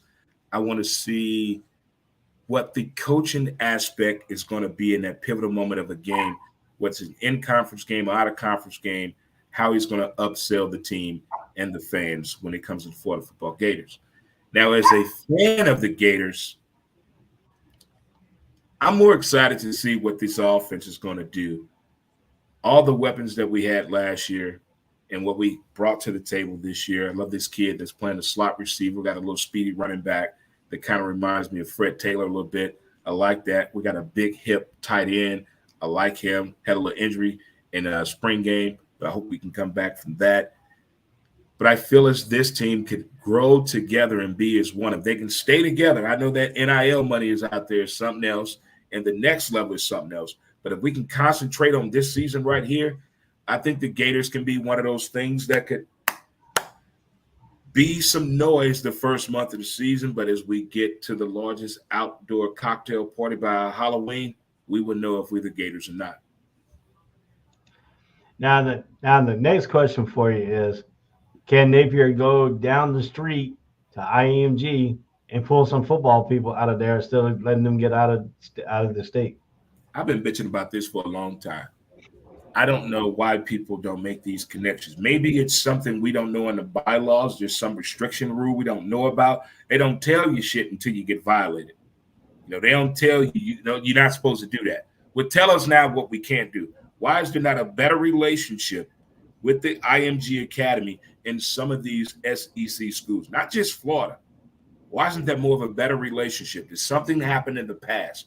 I'm going to have to reach out to my good friend Chris Winkie and find out what is going on with the IMG Academy and the relationship with college football. Is there some type of violation here? It has to be. Why they're not talking? Why is that more of a funnel? I mean, they're right there. They're right there. Why not? I mean, why? To me, people are going to bash me when I say this, but Mac Brown, he is one of the best recruiters because he goes to each high school coach and builds a relationship. Why can't people in Florida do the same thing? Go to the high school and build a good relationship with the thing. How do we know they're not doing that? How do we know they're not doing that? Look at Florida State. I mean, Chris Winkie, is a Florida State alumni. Yes. They're not getting recruits out of there either. Well, see, recruiting has changed. It's not. See, we're thinking of why you can't go and get this top 5 that's going to this school here in Florida. Maybe that kid doesn't want to stay in Florida. Maybe that kid wants to leave the state. Not everybody wants to go to school, born and raised, high school, same people. Now I got to go to college to these same ugly-ass people. They want to go somewhere and experience life. Not everybody wants to stay at home. Now those kids that mama say don't go off the porch now, they're going to keep their ass at home. They're going to keep their ass right there at home. Right? They're not leaving. But them kids that want to explore life, let them explore life. Go. Leave home. Isn't that why we joined the military? Go explore the world. Travel. Earn a living. Get a career. Be a Navy man. Exactly. Exactly. I love when kids leave. Get the hell out. Go. That stay-at-home talent, yeah, it's fine and dandy. I get it. It sounds good in a Disney movie. But when it comes to the actual kid, and then they get to the NFL, and we wonder why they have social anxiety problems, because they never left home. You can't be 22 years old going to Buffalo for the first time. What kind of shit is that? Yeah. Now let's look at the top contenders besides the normal people here, like Alabama and Georgia and LSU. Can LSU, Texas A&M, Kentucky, and Arkansas make a indent into the SEC top echelon? See, Jimbo and Nick Saban have an argument still going on from when they first met that nobody knows about but them two. It's more than a chess match. It's more than being petty about the money. It's more than football. So he takes that, anything that Alabama does, Jimbo Fisher wants to do better. Until he gets that out of his damn system, Texas A&M will not be a full potential good football team. Until he confesses to his players, the school, alumni, and a national press conference, this is why I'm so petty against Nick Saban. Tell us. Get that off your chest, Coach. Get off your chest. Once that happens, if you look at that too, the question arises: can Jimbo Fisher beat Nick Saban for 2 years in a row? That's all he wants to do. Yes, that's all he wants to do. That's it. I don't think it's like the Miami Dolphins of football trying to go perfect. They crack the champagne bottle. But I think in a secret group, when Jimbo Fisher beats Nick Saban in anything, they're not only drinking white Cavassier Hennessy. They're drinking and smoking something different every time he does it because the look on his face is just different. Look at the handshake. Now, yeah, I can agree with that. I think just him and just that game that he coaches out, try to out-coach Nick Saban, I think that's going to be his downfall again. Yeah, because they make it about themselves. They make it about themselves. They forget that those are kids are playing out there. They really think them two are playing. Now, Kentucky. Listen to this. This is what I want to talk about a little bit about Kentucky. The Wildcats traveled to face Florida, Tennessee, and Missouri, but the Wildcats beat Florida and Missouri last season, so they could win at least a couple of those. But the matchup against Georgia on November 19th in Lexington looks like it could be a huge SEC East game. That's huge, and that Kentucky team surprised me. I mean, I haven't looked at Kentucky since the days of Big and Jared Lorenzen. I haven't looked at that team since then, where he didn't know he even threw the ball and it was completed. He got upset, like Tommy Boy. But Kentucky team surprised me last year. Beating Florida was no shocker. We were a pathetic team when they beat us. Pathetic. That Mizzou game last year, Mizzou is like a soccer team. You never know what you're going to get with them all the time. So I'm looking at Kentucky. I'm not going to be shocked if they do good this year, or I won't be let down if they fail. Either way, I'm going to pay attention to Kentucky, not just in basketball, but in football. Yep. And then if you look at Arkansas under Sam Pittman, they got some tough games. The Razorbacks get some of their tough games, including Cincinnati, South Carolina, Alabama, LSU, and Ole Miss at home. They will face Texas A&M, whom they beat 20-10 last season in Arlington. And again, if Arkansas can take the crowd with them, man, like they excite me every year. Every year I get excited. I mean, shout out to the family in Augusta, Ball, Knob, Search, Little Rock. But it's just something goes wrong. They'll be up in a game and just something goes wild every time. I don't know if it's the fact they're on TV and don't realize it, but something going on. And then let's see here. The coaches on the hot seat in the SEC is Auburn, Brian Harrison, and Missouri's Eli Drinkwitz. Are they both gone after the season? I don't know what the hell going on with Mizzou. I got a good buddy here, my man B. Boyd here, big Mizzou alumni, a whole lot of friends. I'm supposed to be going to a Mizzou game this year, either to see Florida or somebody else. I don't know. It's supposed to be going down. I don't know what's really going on with Mizzou's situation, their coaching situation, but I just understand that there's some issues with recruiting down there. And, of course, Auburn, he's definitely getting fired. Only way he's going to keep his job is win a national championship of winning all 4 rival games. That's the only way. He has to blow out Bama to keep that job. Well, let's go ahead. The best games on tap is September 3rd, Georgia versus Oregon in Atlanta. October 1st, Alabama at Arkansas. They didn't even put the Alabama and Texas game on there. Wow. October 8th is Texas A&M at Alabama. And November 19th is Georgia at Kentucky.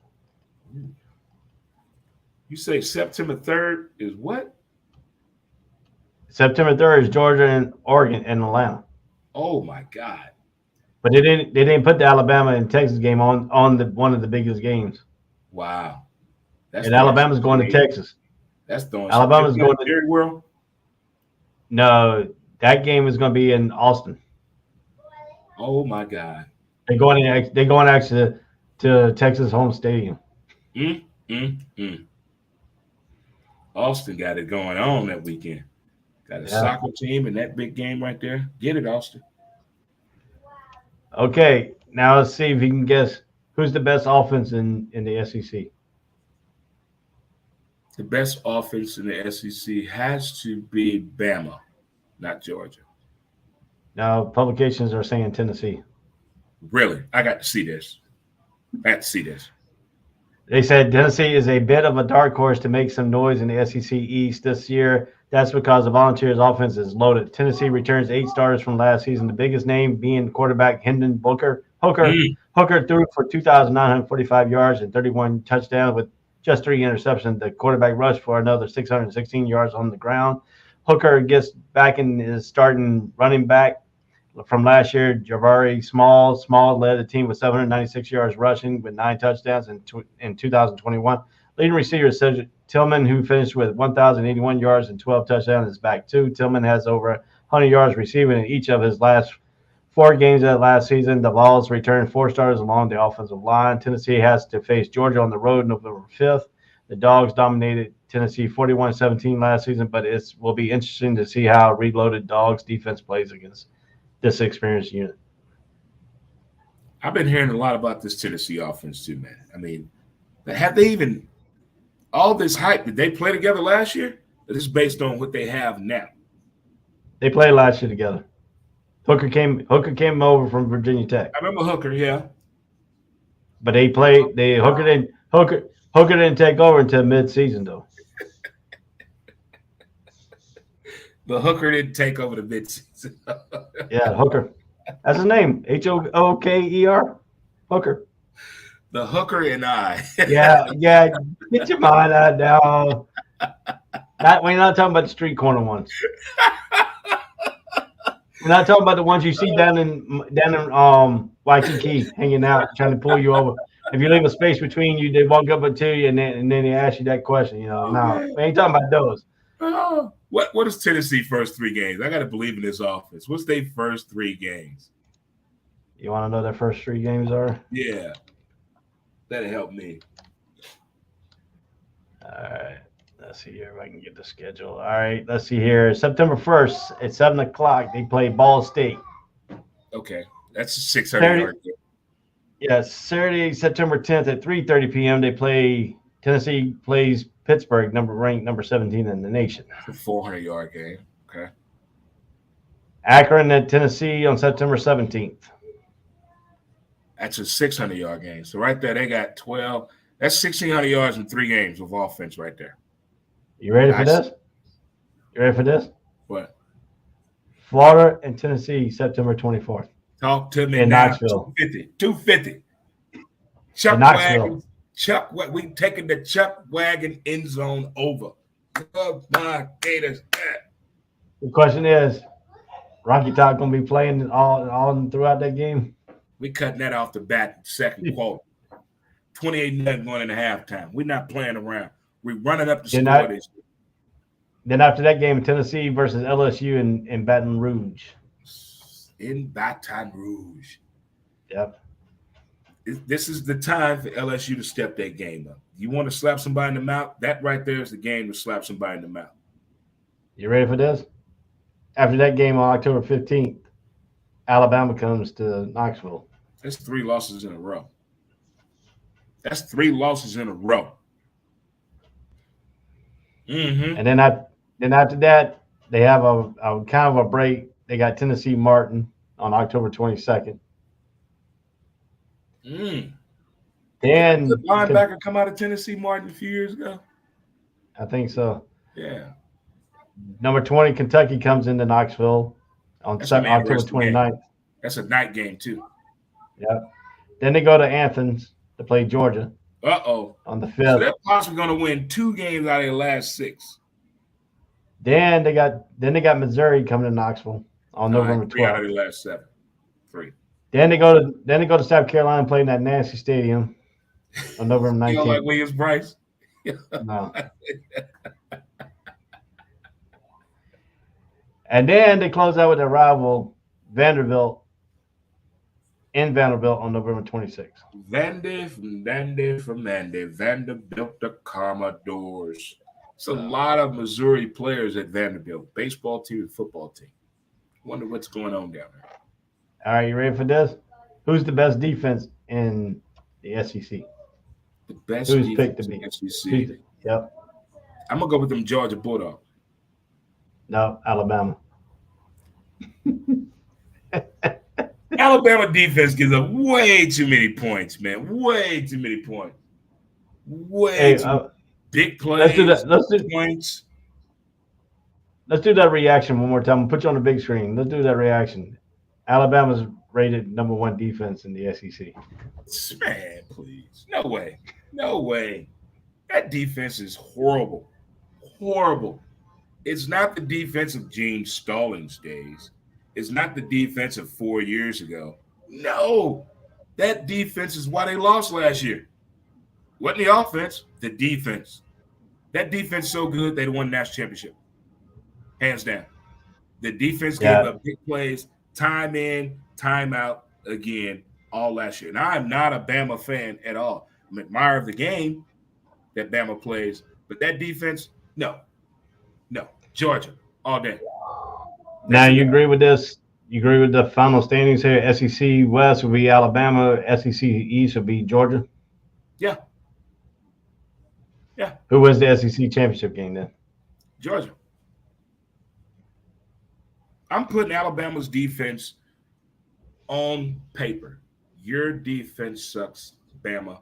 Prove me wrong. Dre Montez, period. That's it. Prove me wrong. Shut out a Power 5. Shut them out. I'm talking not crossing the 40. Do that. Come on. Good morning, Jay. Welcome back, Dre.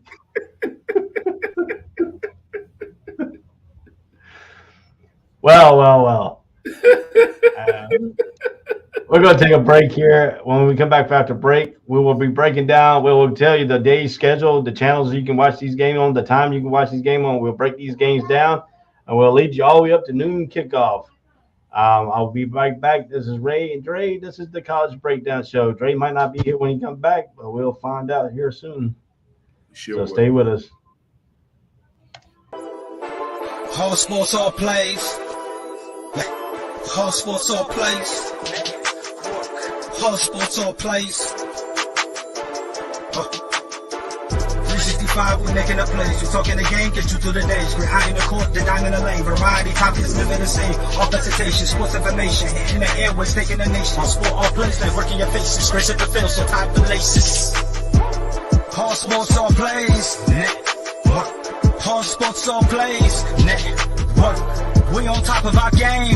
Whole sports all plays. Whole sports all plays.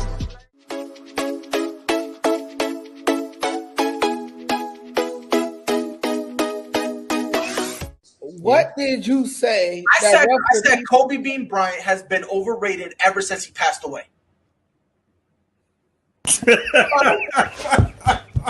Now, I'd say they could lose about 4, but I don't see them losing 5. You know what I mean? All sports, all plays. All sports, all plays. All sports, all plays.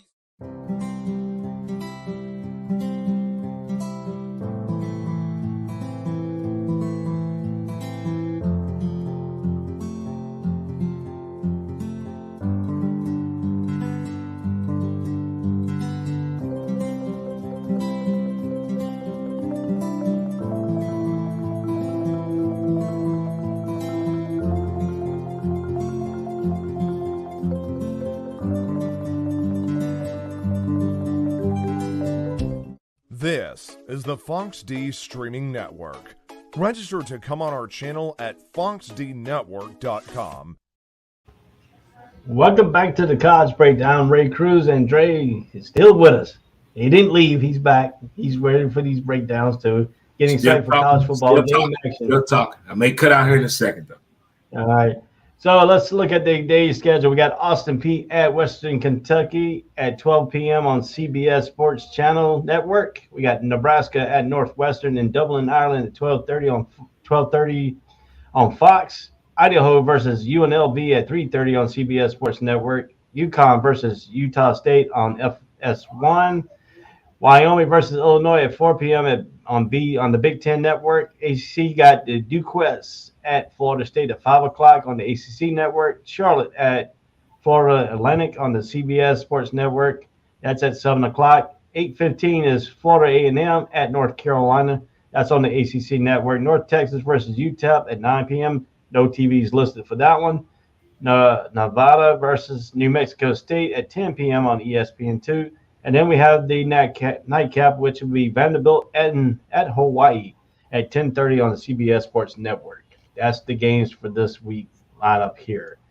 As we lead into this is called week 0, not week 1, week 0. They call this the week 0. Who? It's week 1.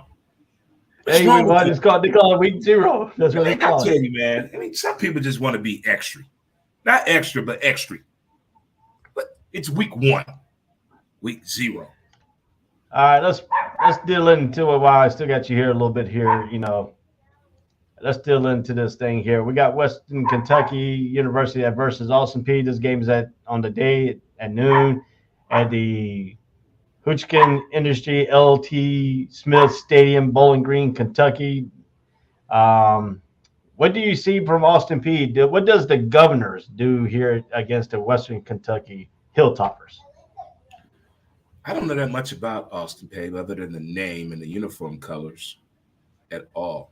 But I like Western Kentucky. I like the Hilltoppers. I like them. They always got a slotty receiver that's pretty fast and got an interesting hairstyle or nickname or does something with face paint. I always know them about that. Yeah. Well, the Governors, give you a little bit here. The 2021 version of it was the second in the FCS, the Football Championship Series. And it picked off passes, coming up with 19 interceptions for a D that dominated the turnover margin all season long. Western Kentucky University is going to throw some more, but there's learning curves compared to last year's team.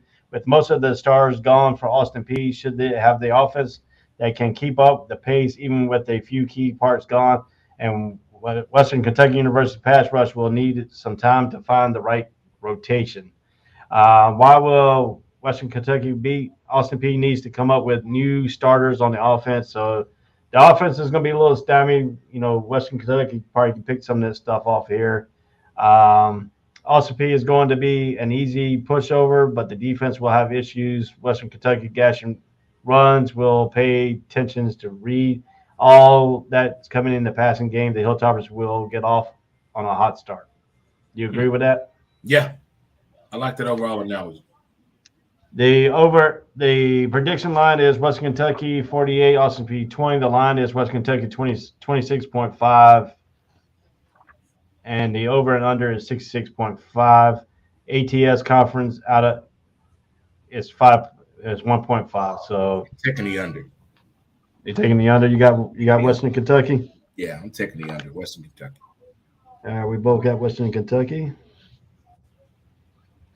We're gonna keep up this year. This time we're gonna keep this thing going here. We're gonna see who comes out at the top. I won last year, Yeah, you did. So, all right, let's move right along. The Dublin, Ireland game, Nebraska at Northwestern, the two bottom feeders of the SEC of the Big Ten. What do you think this is going to look like? Scott Frost needs this win. Nebraska needs this win. The Black Shirts need this win. I mean, they really need this win. Maybe this at a neutral ground, leaving the country, is what they needed the most. I hope they did the good team bonding, because you're never going to see all the video footage if they win this game. Going to see it all on the Big Ten Network, probably later on the day. How about Northwestern coach Fitzgerald? Is this a win break must win too?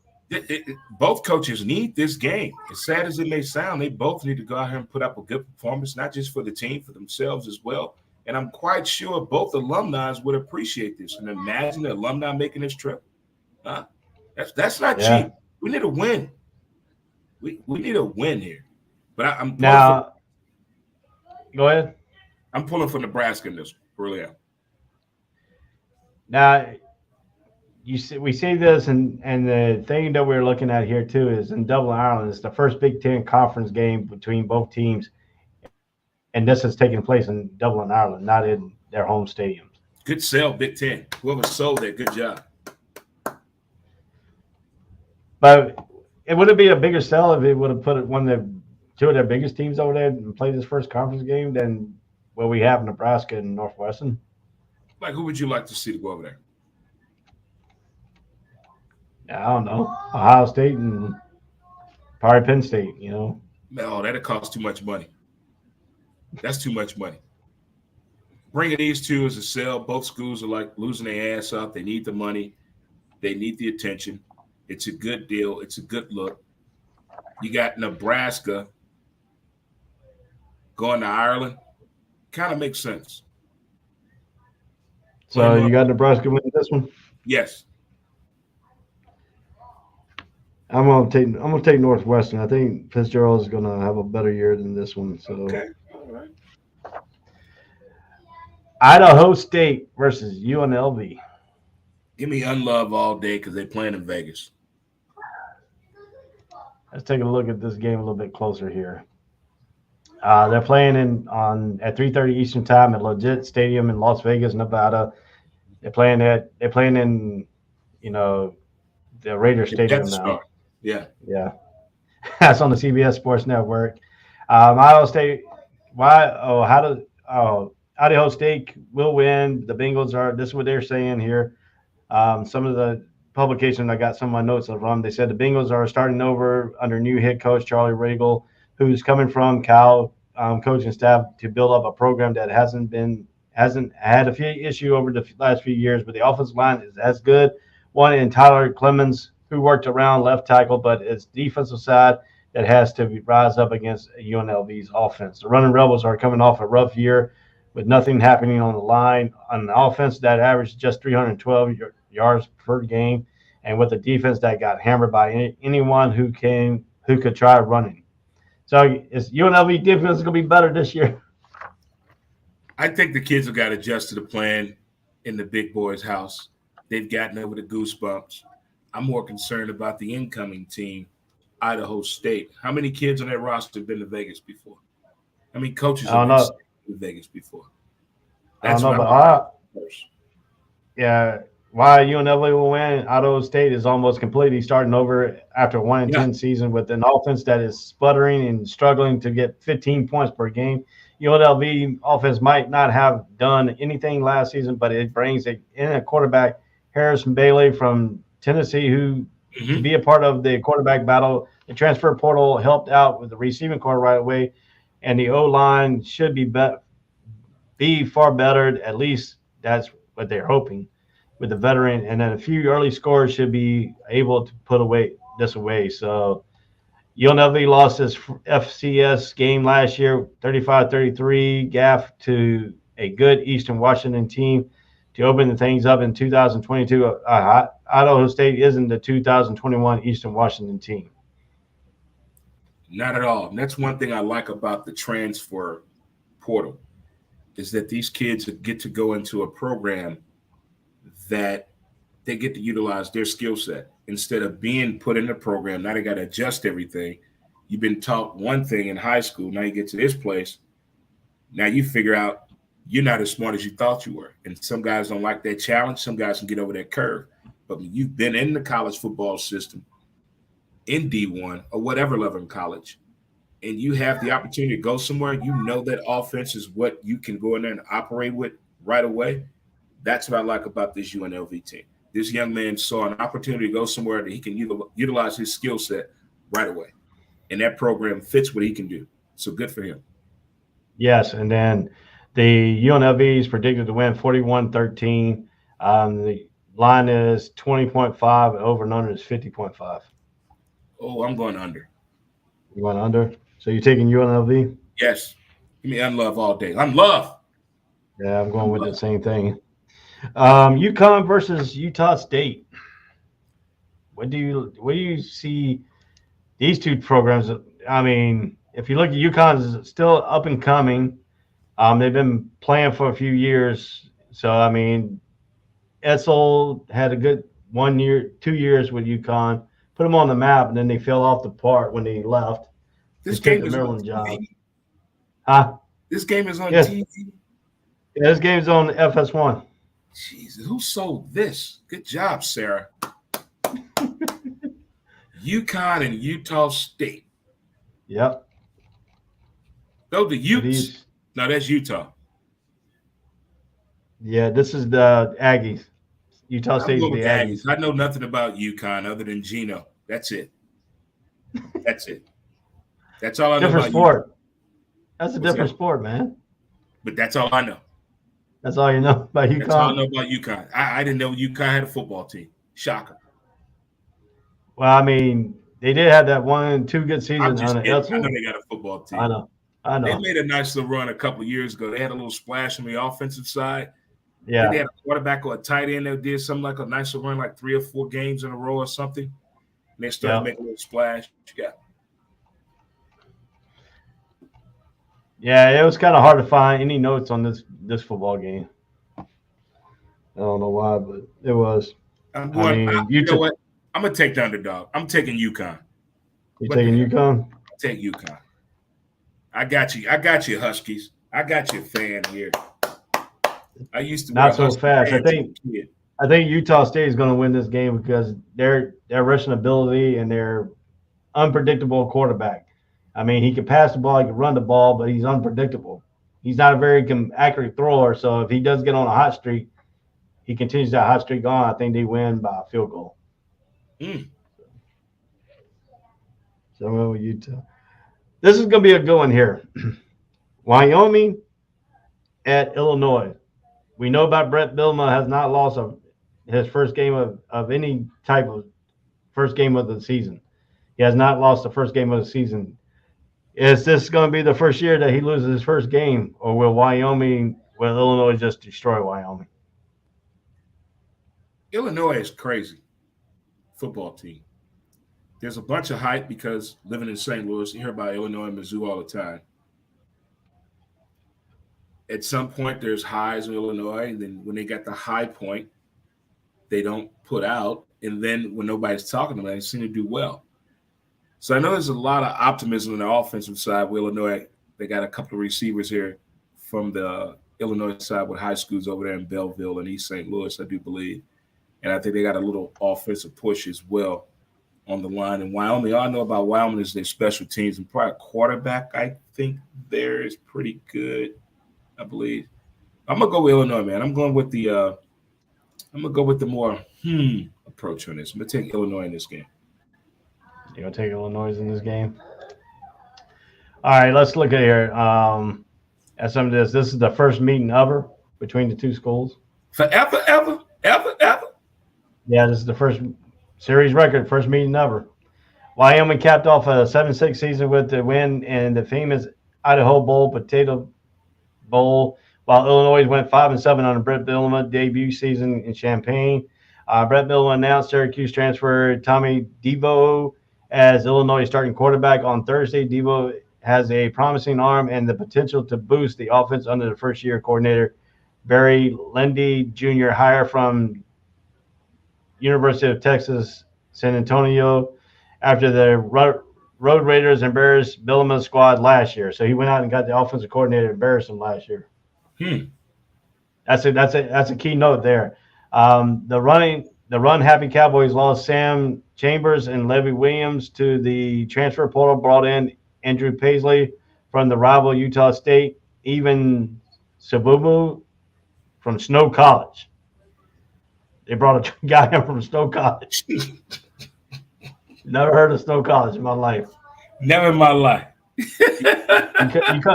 You come here, man. You just learn everything. Snow College. I need to look this up. The key matchup is Illinois defensive end Keith Rudolph and Johnny Newton. Could be the tone and rattle the Cowboys early if they can get off that. Mountain West Conference do have two hunky offensive tackles and 330-pound senior Eric Abonia and 315-pound Frank Crum, who have combined for 34 starts last two seasons for Wyoming. Wyoming did lose their best linebacker in Moon, who is now a Jacksonville Jaguar, and he was one of the fastest bright spots on their defense last year. So the players to watch out for Wyoming is East Gibbs, trailed only the NFL draft pick Chad Muma, and tackles 89 and tackles for loss for 7, and the redshirt freshman in 2021. Illinois linebacker Turk Barnes has emerged as a playmaker. Ryan Welters, defensive after forcing 2 fumbles last year, 80 tackles. Look at the facts here. The running back Chase Brown averaged 5.9 yards, became the 14th 1,000 yards rusher in school history. But the Wyoming running back Thomas Swin also averaged 5.9 yards per carry in 2021. Both were named to the Dill Campbell Award watch list. Wyoming enters the third youngest bowl subdivision team with 96 underclassmen on the roster, including 58 freshmen and redshirt freshmen. So Brett Bielema, will he keep that streak alive after the day? You know, he never lost even when he was a coach at Wisconsin, he never lost his first game of the season. All good things come to an end. But it coming to the end of the day. It's a better story when they end, because you got to tell the beginning. So when it comes to an end, I like it. I got Illinois winning this. Yeah, Illinois is favored by 10.5. So yeah, I got Illinois winning this stuff. Yeah, I did too. I don't see Wisconsin, Wyoming.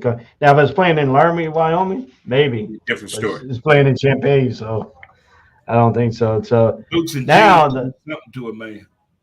Now we're gonna get to my wife's team here. Florida State versus what is that? Duquesne, Duquesne, Duquesne, whatever you want to call them. What do we see here? Does Florida State go out and open up big? 48 blow this team right out? 48 nothing. Let's get this over with. Okay. If they I don't see why we got to talk about this. I think this is just going to be a lopsided game. I think this is a high school team versus a college team, so I think Florida State's going to win this one. But I'm interested to see what they go to Duquesne. It's not their fault. We're not going to punish them like that. But I mean, I just want to know how his team is going to look this year. That's the key in this ball game. How his team going to look. Florida State. Okay, next game here. We both got Florida State. Next game is Charlotte versus Florida Atlantic. The 49ers of Charlotte, North Cackalack. Yeah. Off of Highway 49. Oh, the 49ers. The Green Wave people. Love them all. I haven't seen this football team play yet. I think this is their 4th or 5th year in existence now. Yeah, they beat Duke last year, the first game of the season. Yeah.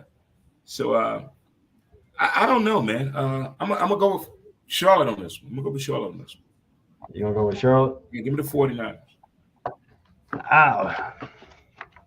I'm gonna have to cut out here in like 2 minutes. Okay.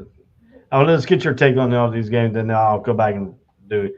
So you got Charlotte beating Florida Atlantic? Yeah. I do too. Florida A&M, North Carolina. Give me FAMU all day, man. Give me FAMU. HBCU in the building. And I know Carolina, your team. I'm taking North Carolina. I would take that. Even though the 20 people are there ineligible, all their starters, 20 starters are ineligible. You taking them? Yeah. What do you think? They're gonna shoot up the band? They got a nice band. The World Series on this theory. I'm thinking participating parents are gonna show up and root for Ray, Big Chris, and look Nuck there. Now, if you go with the band, I say FAMU will beat North Carolina's band. But if they show the halftime show on national TV, FAMU winning. If they show the halftime show in any HBCU game this year, instead of showing them BS commercials and that BS in-studio halftime show, and they keep it on the actual band, it's going to change America. All right. Next game after that is North Texas versus UTEP. University of Texas, El Paso, and North Texas. And this game has not been on. Yeah, this game is not even on TV. So. Oh man. I'm gonna take UTEP on this one. I got North Texas. All right, Nevada versus New Mexico State at 10 o'clock on the ESPN. Give me New Mexico State. Yeah, I'm taking them also. Vanderbilt versus Hawaii in Hawaii at Aloha Stadium. Give me the 808 all day, man. The Commodores not ready for the 808. Yeah, and this is the last year that Aloha. This is the last year that they will be playing in Aloha Stadium. They're gonna tear down Aloha Stadium and put a new stadium in that spot. Good. It's about time. To the people of Hawaii. Aloha. Hey, we should take a trip out there to go watch them play one year. That'd be and awesome. Do a show from out there. Oh, road trip. Now we talking sponsors. Get on board. Yeah. Fly Ray and Dre to Hawaii. Yeah, you need to come here to the Florida and Georgia game so we can broadcast largest cocktail party. Get some of the drunk people. I'm still working on coming down there Halloween weekend. I'm still working on that. That's in we can come down, man. We get some. We get like a mobile Wi-Fi or something like that. Hook it up down there, and then broadcast a game. Try to get some of the drunk fans on both teams to come in. There it is. Have a little sound off. I'll come down with my Gator outfit on. Be chomping at the bits. Hey, I'll come with my Atlanta Braves hat on so they think I'm an Alabama fan. See, I'm in St. Louis. You can't say that. No, seriously. I went 1 year. Are you ready for this? I went 1 year, and an Atlanta fan came up. Georgia fan came up to me and says, "Why are you wearing the Alabama hat to a Georgia game?" I said, "I'm not wearing an Alabama hat." I said, "If you go around the back, you see the Major League emblem on the back. It's Atlanta Braves hat. You don't even know your own freaking team." Wow. Some things you can't tell people. All right, let's look at it real quick, Dre. We got 1, 2, 3, 4. 1, 2, 3, 4, 5. We got 5 games we are together. No, 6 games together and 5 we're not. So one of us will be either undefeated 5-0 or 5-6. All right, my man. I appreciate it. All right, man. I see you next Take time. it easy, Right? dude. Got you, man. All right, bro. Enjoy. No problem. Huh? You too. All right, Dre's gone out of here, man. We got his pick, so we got the first 0 week 0. That's what they call it, week 0. But let's go ahead and take some look at some of the games that we're going to talk about. I want to go back and talk about here why he's gone. He just had to get his picks in to get the first week, the week 0 done, stuff like that. So let's go to Vanderbilt and Hawaii, and this is going to be a little bit of an interesting game here. We got the last place SEC team, Vanderbilt versus. And hold on one second. Let's take a break, and I will come right back at the College Breakdown Show. This is Ray Cruz. We'll be right back after these messages. Whole sports all plays. Whole sports all plays. Whole sports all plays. 365 5, we making a plays. We talking the game, get you through the days. We're high in the court, the dime in the lane. Variety, topics, living the same. All presentation, sports information. Hitting the airways, taking the nation. Sport, all plays, like working your faces. Grace at the field, so tie the laces. All sports, all plays. Network. All sports, all plays. Network. We on top of our game. All sports, all plays. All sports, all plays.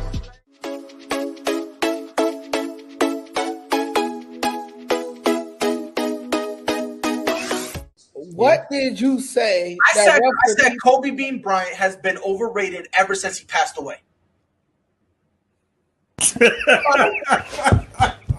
Now, I'd say they could lose about 4, but I don't see them losing 5.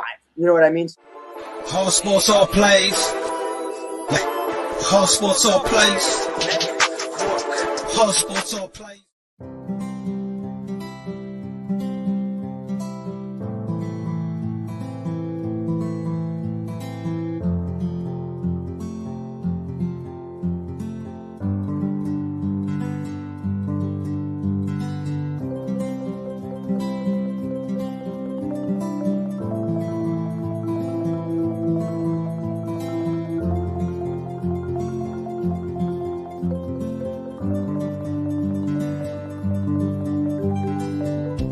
This is the Funks D Streaming Network. Register to come on our channel at funksdnetwork.com. Welcome back to the College Breakdown Show. I'm Ray Cruz. Dre had to leave. He's getting ready to travel up to Oklahoma City.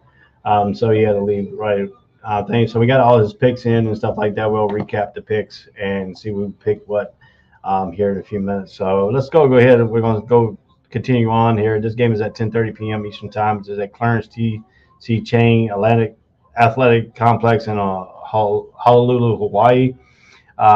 So the game is at 10:30 at night. So basically, it's about 4:30 game each. It's 6 hours different, so it's about a 4:30 game over in Hawaii time. What will it take for Vanderbilt to win? The new head coach, Rainbow Warriors passing legend Timmy Chang, should be able to restore the glory soon enough, but it's going to take a whole lot of work for them to do it. So Chang is there, going to try to restore the glory days of the passing game at University of Hawaii. They were under him. They were a very attractive group, so they're not going to hold back. The passing tag should be good. There are questions at quarterback and receivers should be fine. But the lines may not be there to hold up. Vanderbilt isn't exactly Georgia in the trenches, but the starting 11 on the defense is fine. Hawaii won't run the ball a lick, and the Commodores' secondary has the potential to be an early strength for them. What can it take for Hawaii to win? Vanderbilt secondary can hit, but can it bust up the passes? Hawaii is going to lead its rip and is going to move quickly and spread the ball around and keep it simple. As throwing the ball to the open spaces so the receivers can do things on the move. It sounds easier than it's going to be, of course, but Vanderbilt pass rush is questionable, and the offense has proved it has to pop to keep it, things under the right way with Chang. It sounds more methodical than it is, but weird things happen when teams go to Hawaii, and they do it because you got that long trip. They got a time difference is 6 hours from the East Coast. It's going to be 7 hours from Vanderbilt in Nashville because they're all behind the East Coast time.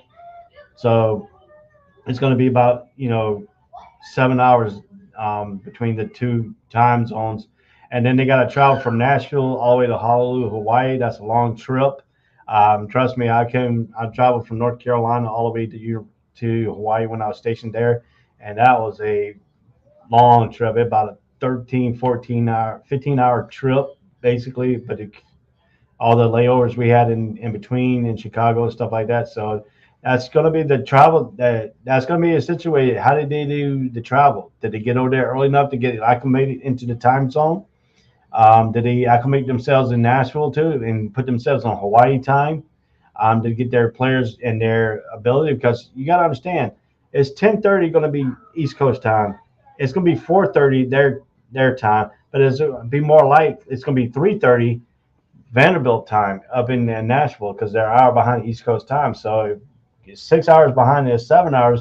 So now they got to get a little bit of the shift. They have to get their bodies acclimated to it. That's a long flight over there, and they're playing on an island. So they had to get their exclusive. So Hawaii didn't have to travel. Hawaii has to travel maybe 30 minutes, 35 minutes from University of Hawaii campus up to where the stadium is located at on the other side of Pearl Harbor Naval Base. So as far as they have to travel there, they already acclimated to their system and heat and stuff like this. It's a totally different animal when you get to Hawaii. So a lot of things could happen when you get to this. University of Hawaii could pull I won't call it an upset. It could pull the victory off against the SEC team, and that's going to be huge for University of Hawaii because that's a Power 5 conference team that's coming down in there. And if Hawaii has a good season, that could propel them into a bowl game somewhere along the way. So this is a lot of implication for University of Hawaii, a lot of implication for Vanderbilt too. So there's a Power 5 team, even though the last place SEC team in the East, can they, in the laughing stock of the SEC, basically that's what people call them, can they go down and pull up a victory against the University of Hawaii and just keep the Power 5 going, or will University of Hawaii upset the Power 5? That's going to be the good question there on this ball game here. In the Rainbow Warriors, pass game will have its moments, but Vanderbilt will pound away as much as possible. That's going to be another thing too. Is can Hawaii's run defense hold up? Can Hawaii force Vanderbilt to pass, make them one-dimensional? If they get the running game going, then they got the play action passing, and then Hawaii's going to be in a little bit of trouble. They predict the score: Vanderbilt 34, Hawaii 23. Vanderbilt's 8.5. Over and under is 53.5 on this ball game. So that's a look at this Hawaii and Vanderbilt game here. Let's talk a little bit about Florida State here. This is Max and my wife's team right here. They're playing Duquesne Saturday, August 27th, game time at 5 Eastern time at Joe Campbell Stadium in Tallahassee. You can watch this on the ACC network if you want to watch this game. The Dukes are coming off Duquesne Dukes are coming off of a 7-3 season with just enough back to be okay on defense. Last year's team was great, keeping the chains moving, but it didn't turn the ball over enough. That's going to be a question. Can Florida State make them turn the ball over? That's going to have to be the Florida State's demeanor here against the Duquesne Dukes. If they don't turn the ball, this could be a hell of a game right here. And is Mike Norvell going to be the coach of Florida State at the end of the season? He's on the hot seat. This has got to be the year that he gets his team back to a relevance in the ACC in the Atlantic Division. That means they got to go and beat North Carolina State. They got to beat Clemson. They got to beat the lower tier teams in that division. If they can pull out a division and come in at least third place, that could be a little bit of a momentum for next year, leading up to the following year. But I don't think he's going to have it this year in Florida State. But Florida State is more capable to beat this game, make this game really a blowout. Florida State's running ball game should roll even against the Duke's defensive front that should be able to hold up at times. The offensive line that has been such a big problem over the last several years should finally be at least decent thanks to all of the returning veterans. So they got Florida State's got all the starters returning at offensive line. So that's the thing is the offensive line play. It's got to be the thing that you want to look at here is the offensive line play. Is that going to change any time around? Would they because they got a veteran? Would they update this change? Would this make them the reliable source? Can they prove that's got to be enough things here? The defense is solid. The offensive line is the question. Their offense is a question. So now, can they get this thing going here on the Mike Norvell's time? What's going to be happening here? Be careful here. The Duquesne Dukes went out and got a slew of good transfers to help cause up various areas. Enough veterans are back from the team that shocked Ohio last season, and there can't be any looking ahead by the Noles to the LSU game up next, the ACC opener against Louisville to follow. So they got some games got to come up here, and this has got to be a good start for them to get them a little bit of momentum going into that LSU game. And then the LSU game, if they can come out with a victory out against Brian Kelly there, that's huge for 2-0 right there. Then they lead up into the Louisville game. That's what I think. I think the LSU game is going to give them a big trouble, and I think that Louisville game is going to be big trouble. They could go possibly 1-2 at the end of the first 3 games of the week of the season. So that's going to be a little bit shaking right there for Florida State, but they have to regroup and get back into the ability of getting back into games and stuff like that, and to make sure that they can be on top of that Atlantic East, at least in the top 3. And maybe that might save his job, but I doubt it. I think Norvell's probably gone, and they're probably going to look somewhere else. Who that new coach could be, I don't know. They won't primetime Deion Sanders, but Deion Sanders just signed another contract with Jacksonville State, so that's going to be an issue coming along. If they're going to keep Mike Norvell to a point where they can try to get Deion Sanders back into coaching reign at Florida State, I don't know. That's going to be the thing here. But they got Florida State winning 47-10 over the Dukes.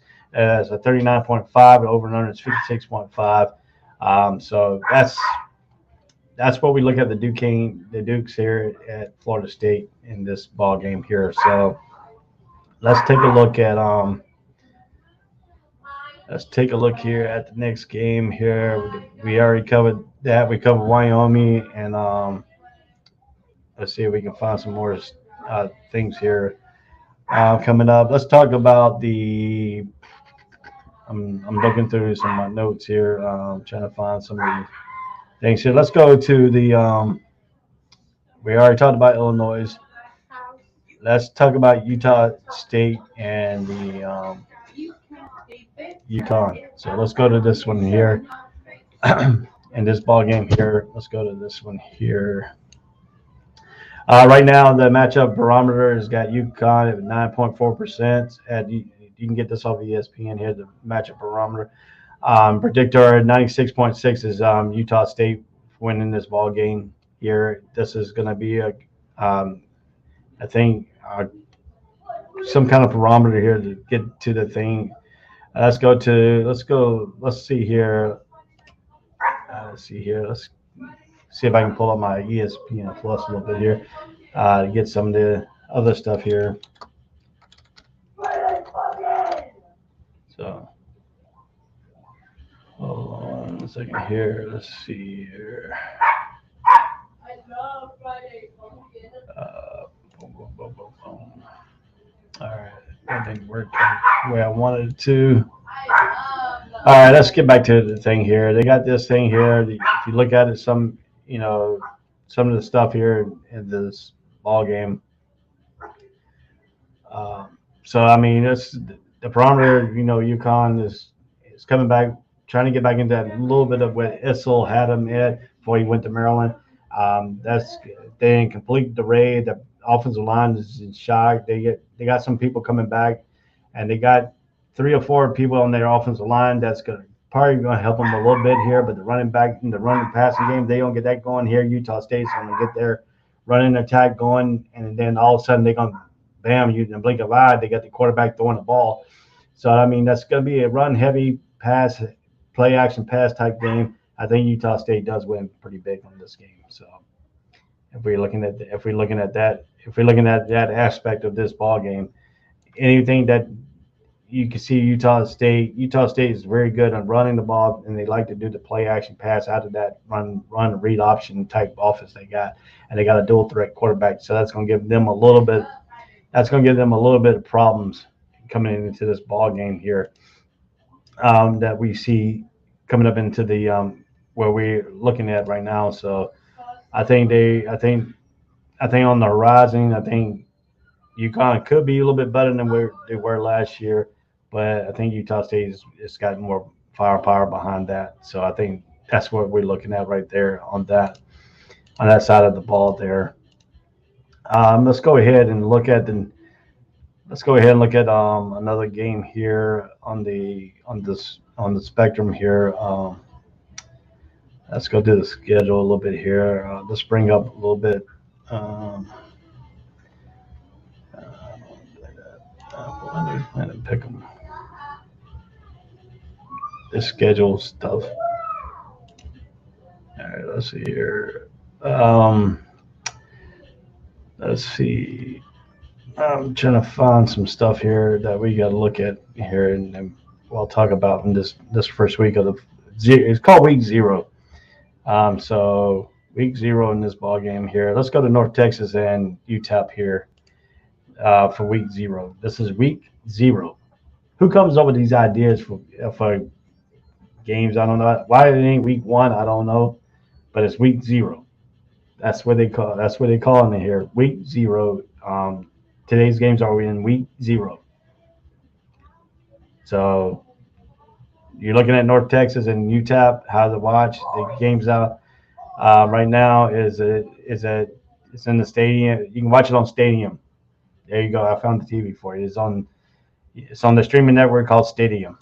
August 27th at 9:00 p.m. And this game is at the Sun Belt at El Paso, Texas. North Texas will win to keep it all going after winning 5 straight regular season games to close out the 2021 season, including the 20-17 win over UTEP.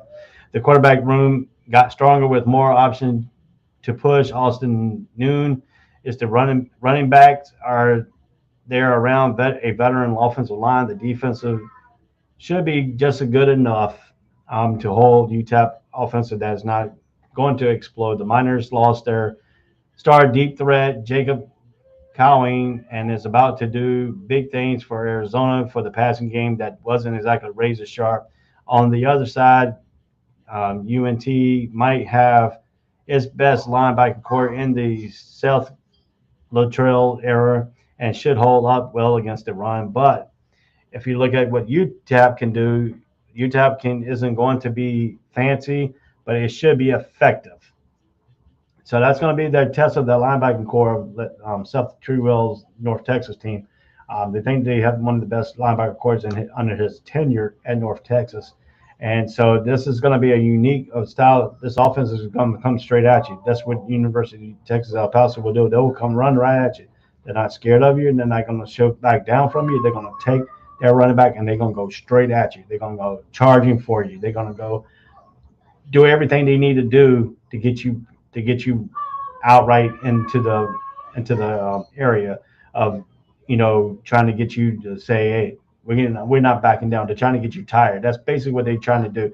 If they can wear this team down in the beginning of the first and second quarter, by the third and fourth quarter, because it's the first game of the season, this could be a lot of cramps in these games. There's going to be a lot of cramps everywhere in this football game. Players are not used to being that here all 4 quarters and anticipating the heat factors. But both teams out of Texas, so they should be understanding the heat in Texas. So that really doesn't matter too much unless your team that comes out of Texas. It's really the matter that you need to look for. So this is the linebacking core is great. Pace Amuan is one of the best pass rusher in the conference, and the secondary got a whole bunch better. Could you see what happened in this game? UTEP defense is keeping North Texas around ground game that led Conference USA last season from going off the mean green were stuff under 4 yards per carry by the Miners last year and won, but they should be a bit better, and the passing game will connect on third and down plays the other side won't. So there you go. It's going to be nutrition of who wins the third down battles. In most games, in every game, team that wins the third down battles are mostly going to win the ball game. And turnover margins is also this. If you turn the ball more than your opponent, you'll win the ball game. But if you win the turnover battles and the 3-point and the third play conversions, if you beat those down to a play that you can win, North Texas can win. But whoever takes that third down battle in this ball game, that's going to be a part of a lot of maybe a couple turnovers that might even out each other on the side of 1-1 or 2-2-1 or some. So that's going to be the key is who win the third down battles and who scores. And like I said, when you play a game of football, is you want to take the other team's possession and you want to turn it into points. And that's got to be the problem. That's got to be here for North Texas and UTEP is to steal each other's possessions. Who can steal more possessions from the other team and score off that missed opportunity by the other team. That's gonna really this football game. This is gonna be a big time game, and this is gonna be something that we needed to talk about. So, that's gonna be So that's going to be what we're looking here in this North Texas game here. So, so let's go and move on here out of this North Texas prediction here. Let's see here. Let's see what we can find here. We got Nevada and New Mexico. Let's talk about them a little bit here.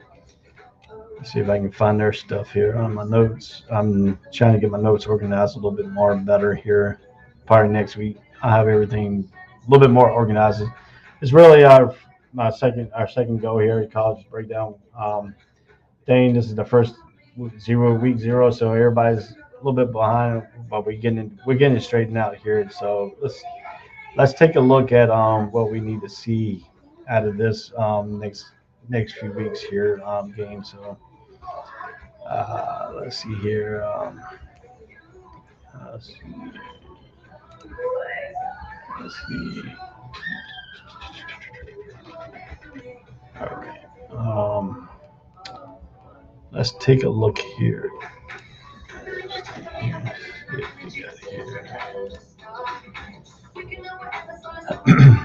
All right.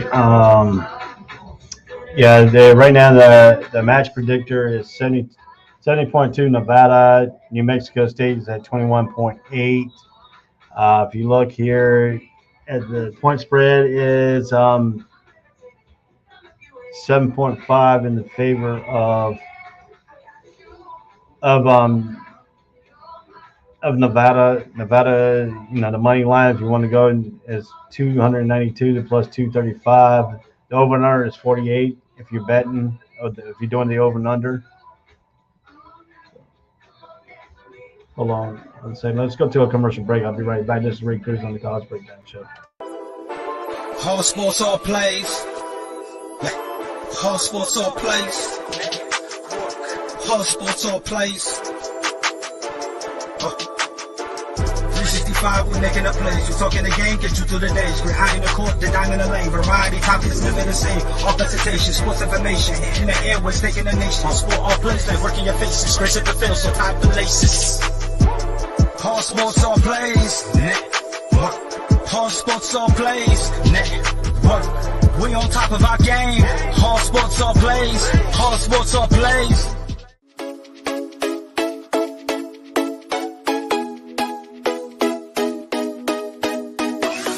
What did you say? I said Kobe Bean Bryant has been overrated ever since he passed away.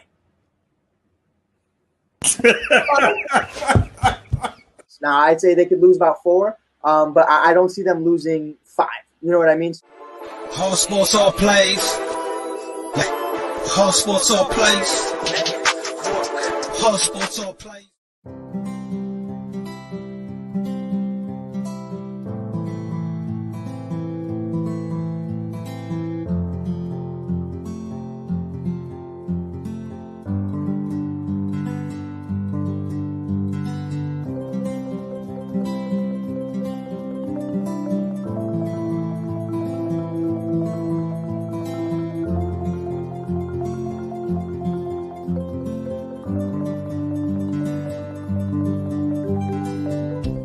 This is the Fonx D Streaming Network.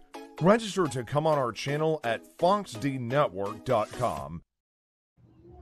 Welcome back to the College Breakdown. My name is Ray Cruz. We own the All Sports All Place Network. You can see all the ASAP College Breakdown morning shows is live on YouTube, Facebook, Twitter, and Twitch. You can also see us on the Tiki Network, also and you can also get on our website and you can watch it right there too on the All Sports All Place Network. You can look for it at it's All Place All Sports TV Network.net. It's our website. You can get on there and you can read about the NFL, you can read about college, you can read about everything. We got a lot of stuff going on here at the All Sports All Place Network. Let's get back a little bit here where we're talking about the things. So this is also going to come down to who wins the turnover battle, who wins the third down conversions in this ball game. So I think Nevada's going to win it. I think Nevada probably win it. We actually got New Mexico State winning this one. So New Mexico State will win it probably on a late field goal.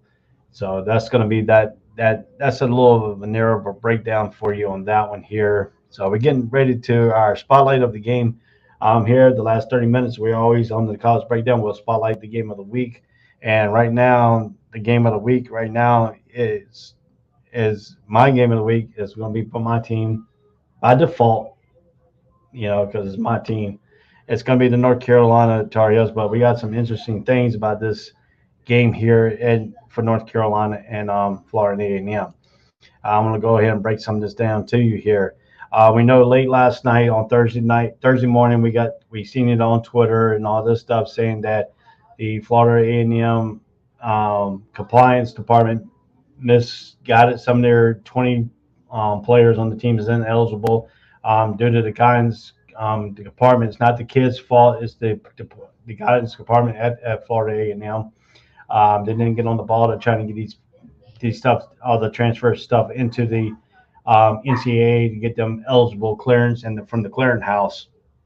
When sports and stuff, when you transfer over, you have to get all your credits and stuff. You have to get it through the clearinghouse, and before you become eligible to play for the team. And the compliance department was not on the ball for Florida A&M. They were thinking about boycotting this ball game, and the coach went out and asked the remaining players, did they want to play this game? They all decided they wanted to play this game, so they made the trip late. They got delayed coming out of Tallahassee on Friday. They got North Carolina a little bit later on in the evening from Tallahassee to this ball game. So this is going to be an interesting game. They got the HBU team in Florida A&M versus the Power 5 North Carolina Tar Heels out of the ACC, one of the Power 5 conference. This is no lines really put on this game because we didn't know if they were going to play. This is the first meeting between the two teams. What is at stake is the Rattlers won 9 games in the championship subdivision last season and would love a statement victory against a Power 5 team like North Carolina. The Tar Heels will look to get settled at quarterback elsewhere on the roster before a potentially tricky trip to Appalachian State next week, a team that won 10 games last season. So North Carolina cannot look at Appalachian State in the mind. They got to take this game seriously. We're not at the point of North Carolina right now that they could look over a team like Florida A&M. Florida A&M, Ryan McKay versus North Carolina passing defense. McKay threw for 22 touchdowns against just 5 interceptions. The Tar Heels were near the ACC bottom with 28 TD passes allowed. McKay connected on less than 58% of his throws last year.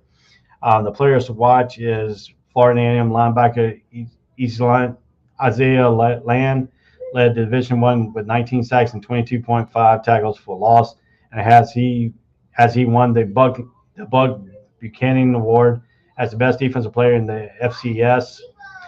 He set a school record with the 5 sacks in a win over South Carolina State last season. North Carolina, replacing Sam Howell. They're starting off with the Drake May will get the first start, the crack at it for the Sam Howell starter the past 3 years.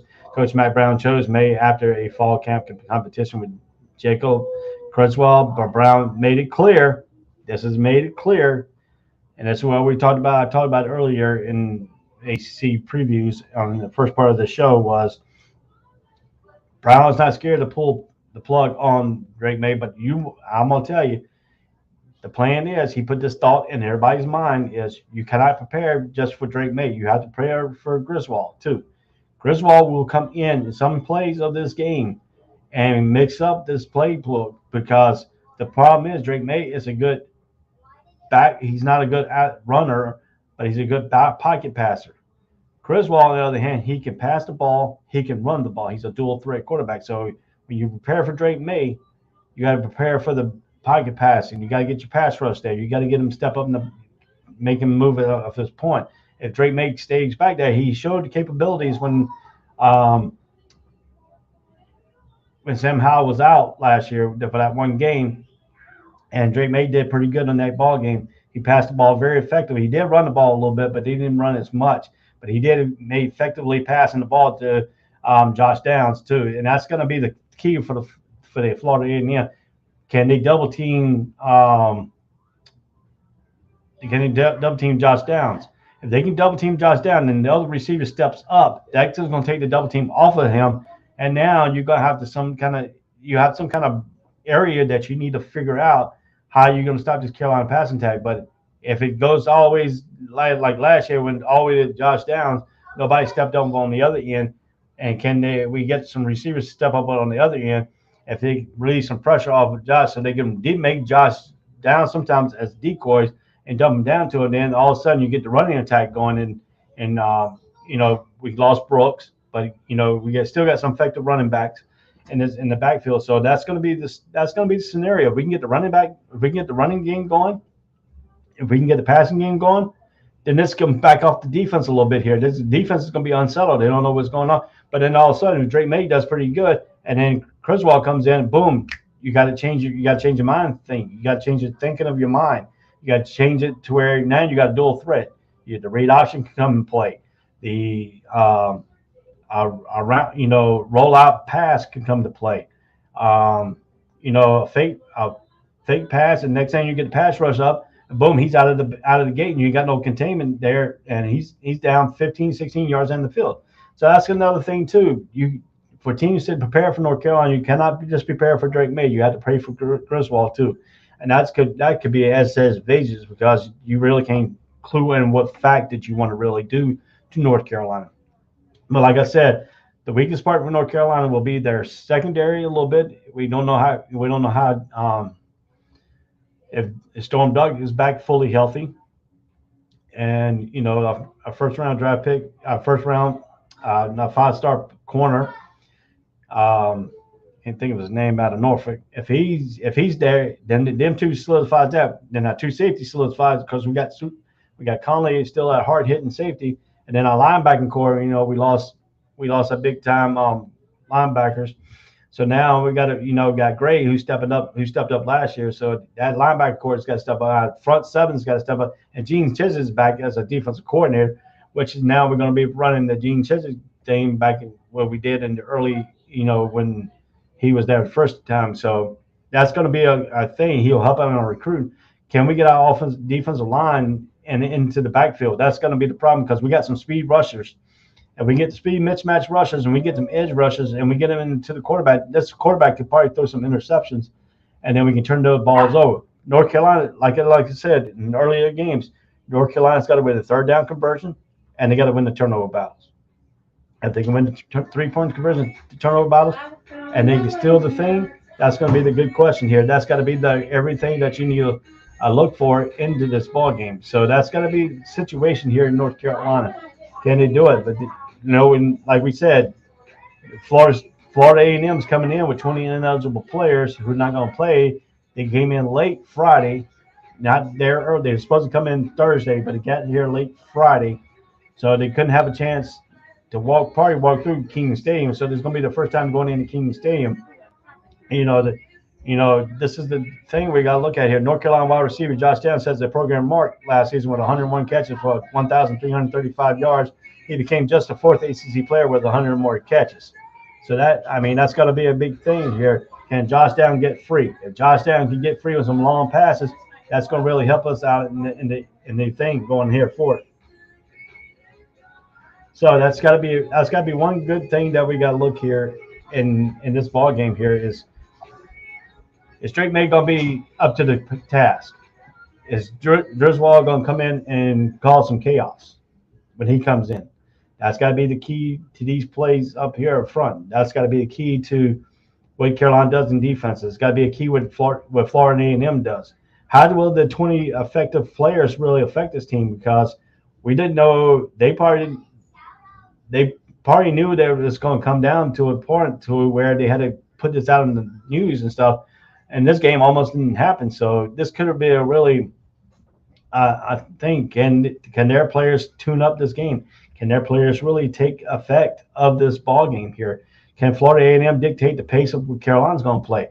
Can Carolina dictate the pace with Florida A&M is going to play? Can their corners match up with their wide receivers and cause some inconsistency on their quarterback at Florida A&M? It's going to be a time test here because it's going to be a lot of it's first game season. It's going to be a lot of turnovers by both teams. It's going to be a lot of cramping by both teams. So the significance of the depth of the two teams are significantly different because the 20 ineligible players is some of the starters for Florida A&M. So that's going to be the question here. What we see coming in this ball game. So so that's going to be the tell because the offensive line is not going to be it's not sturdy for North Carolina. That's one of the weaknesses. So we got to see if they can hold up against this pass rush and linebacker Isaiah Land, who had 19 sacks, 22.5 tackles for loss, and he was the Buchanan Buckets Award winner in the FCS. So they got a good defensive player that can match up with North Carolina. It's going to probably give North Carolina some trouble if they run stunt blitzes up the middle of stuff. So we don't know if he's one of the ineligible players, but I don't think so. Florida A&M at the facts and figures of this is Florida FCS still has brags on the FBS victory 16-13 over Miami and coach Howard Snellenberg in 1979. North Carolina started last year in the top 10, but fell out of the rankings after losing 3 of his first 6 games. Probably the Rattler with the most experience against the Tar Heels is Coach Willie Simmons, who played them twice in 3 seasons at Clemson from 2022. Simmons threw for 228 yards, 4 touchdowns, and 38-24 victory over North Carolina in 2000. North Carolina is 5-4 all time in August. The only game that Tar Heels played earlier than this was August 25, 2001, when the 41-27 loss at Oklahoma. North Carolina wide receiver Josh Downs sets a program record. So that's going to be the key of this ball game. Yes, Josh Downs has to get involved quickly and often. Other wide receivers got to step up for North Carolina. Let's take a look here at some of the sneak peeks here of North Carolina for this thing here. Let's go here. Like I said here, I'm gonna read a little bit of this thing here about FEMU at Florida A&M here. Let's go. Let's take a look here at this thing here. So let me just get it where I can see it here. So Florida A&M will be without 20 ineligible players and down to only 7 available offensive linemen when they play North Carolina on Saturday. So that's going to be a key right there. FEMU's offensive line is going to have 7 dressed-out players. So that means if you get these injuries here, they're going to have to probably switch some defensive players over to the offensive side. So that can lighten up a little bit too. In a statement, the Rattlers coach Willie Simmons said the team has intentionally decided not to play after learning Thursday night that the 7 offensive linemen were deemed ineligible. With 3 others nursing injuries, the Rattlers have just 7 healthy offensive linemen. But further after the decision Friday, the team ultimately decided to play the game. Flew from Florida to North Carolina for the season opener on both teams. They opened up at 8:15 on the ACC network. The players didn't feel comfortable playing under those conditions, and they are understandably frustrated with many of the internal process and the certification process, so they decided not to play. Simmons said after a few more discussions with the university leadership, including the president of the university, the players ultimately decided to play the game. I support these young men 100% in whatever they decide. Yeah, it's kind of be hard because the lack of depth, like I said, with offensive linemen. Excuse me. So you're playing in a brutal game of football, and you're going to have a lot of injuries on the offensive line. It always happens. The defensive line, it always happens. If blocker gets a pancake or the running back gets tackled and you fall right in the back of the offensive lineman's knees and stuff like that. So injuries and cramps will happen because this is the first game of the season and you're still hitting and you're still in warm weather. So if you're not properly hydrated and stuff, you're getting a lot of cramps and stuff like that. So it's going to be a lot of stuff that we're going to have to watch in this ball game.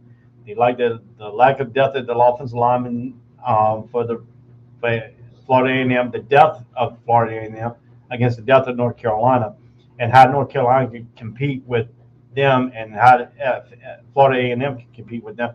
Now, for the battle of the transition of the bands, Florida A&M has that battle between the North Carolina bands, but this is the battle on the field here. This is the game you have to play on the field. You can't look at the stats and say, "Oh, North Carolina's going to win this heavily," or Florida A&M is going to win this or this. You have to play the game on the field. You have to play what elements there in front of you.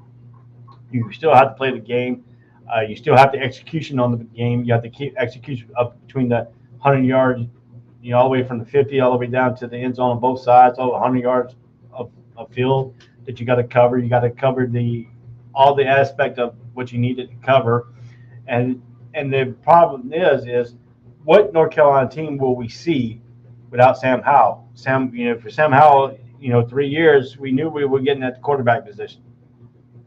But the offensive line last year was the weakest part of our team. It was gave up a lot of sacks. They started playing better as the season went on. They got better. And then the big loss, in the bowl game. So that's going to be a key here. What North Carolina team will we see? How will Drake May and Griswold do at the helm at the quarterback? Because this is the uncertain of the North Carolina program. It wasn't uncertain the last 3 years because we had a solid quarterback there in Sam Howell. He set all kinds of records in North Carolina. And, you talk about pressure. Drake May has got a lot of pressure because his father played in North Carolina, did great at the quarterback position in North Carolina. He's also got pressure now with Sam Howell doing all this he did and setting all these records. And now he's got double pressure here. And Griswold, who is a backup quarterback, played, some minutes here and stuff like that. So he has to step up as a leadership role. And they too have to communicate and stuff to each other, and they have to be the team leaders. Quarterbacks are your team leaders on offense, and then you got your linebacker core. And Gray is one of the best linebackers coming back in Carolina. Long rooms of Braden Spoon, Chase Rice, Gamble. Got all those linebackers. And Chat and Surratt. He was one of the best linebackers at North Carolina. So you got all these linebackers that you can play in the updates, and Grace has got one of those capabilities of being one of those best linebackers coming up in North Carolina. So, but the tell of this tape here is the depth of Florida A&M between the 20 players that are not eligible to play, with a few offensive linemen that are injured still. They only got 7 healthy offensive linemen. How would the nutrition of that line hold up against North Carolina's pass rush? And if they can bar any kind of injuries or any cramps on that offensive line, then Florida A&M could give a big test for North Carolina. And that's going to be the thing here. Can North Carolina not overlook Florida A&M to that Appalachian State game the following week? That's something that North Carolina has to do. You play one game at a time. That's what you got to be focused on. You got to be focused on game 1 on week 0. Week 0, not week 1, week 2, week 3, this is week 0. And this is the earliest North Carolina has played since 1979. So they're 5-4 in August. So let's see what North Carolina can do today. Let's see what Florida A&M can do with their deep, the lack of stuff where Willie Simmons got them coached up pretty good. So they might be determined to come out here because they got the 20 eligible players. They want to go ahead and play, and show everybody that, hey, we can play with these. We can play with the Power 5 conference at HBCU level. So that's the HBUC versus North Carolina. You got to give some dibs out to North Carolina. You schedule them this. And if they didn't come here, they would have had to pay North Carolina back $450,000 too. That's a lot of money for the HBUC to lose. So North Carolina paid them to come here. So they showed up. They did what they needed to do. But under the circumstances, their internal process has to change at Florida A&M. They need to get these people eligible because the season goes on, and as long as they hold it ineligible, it's more liable for these players to get injured and not have, really any good depth at the position. So you got to really put your head out to them. Decided to come and play as a team. I like to see that, but under the circumstances too, you don't want these players to get injured, and you want to have a good game, and set up a good game here for you to watch, not a really slug out, blowout type game that it could probably turn out to be. But maybe Florida A&M might use that as a strategy effect. To say, hey, we are 20 man down. We're coming up here. We want to show that North Carolina is not going to be a dominant team over us, and that could be ability too. They could use that as a fuel. Athletes, you have great athletes who use certain stuff to fuel their mentality coming into this ballgame. So the next thing is, who wins the third down conversions? Who wins the turnover battle? who can get more sacks on the quarterback, who can get the quarterback to turn more ball over. Is Drake May going to be able to turn over King, or is Griswold going to be able to come in and help out when he needs to help out, when they need to help out at a certain time? Both quarterbacks will play in this ball game. I guarantee you that whoever rides with the hot, he might ride with the hot hand between the third and fourth quarter, but whoever has that hot hand, can he go and can Downs get open from the double team that he's probably going to face? He's probably going to face some double teams, and that's going to be the part that we you want to look here and talk about. So that's going to be the next thing here and stuff like that. So so we're going to see who can play, what we're going to see here today, and stuff like that coming up. We got 10 minutes before kickoff. 10 minutes before kickoff here. So today, this game's on the ACC network. We talked about a lot of stuff that went on today. We talked about the 20 players ineligible for the North Carolina game. Next week we're hoping Dre will be here for the full time. We can get all these stuff in here. We'll be a little bit more better prepared with graphic wise, and I got a lot more graphics that I'm going to be introducing here as the shows move on on the Saturday. So, it just takes a little time to build these graphics. So we should have an up-to-date graphic here, with certain things and the schedules for the week. And hopefully we can get everything set up for you in a proper manner and get the show moving slowly here. If you have any questions, get on our comments and we'll put them up on the show for you.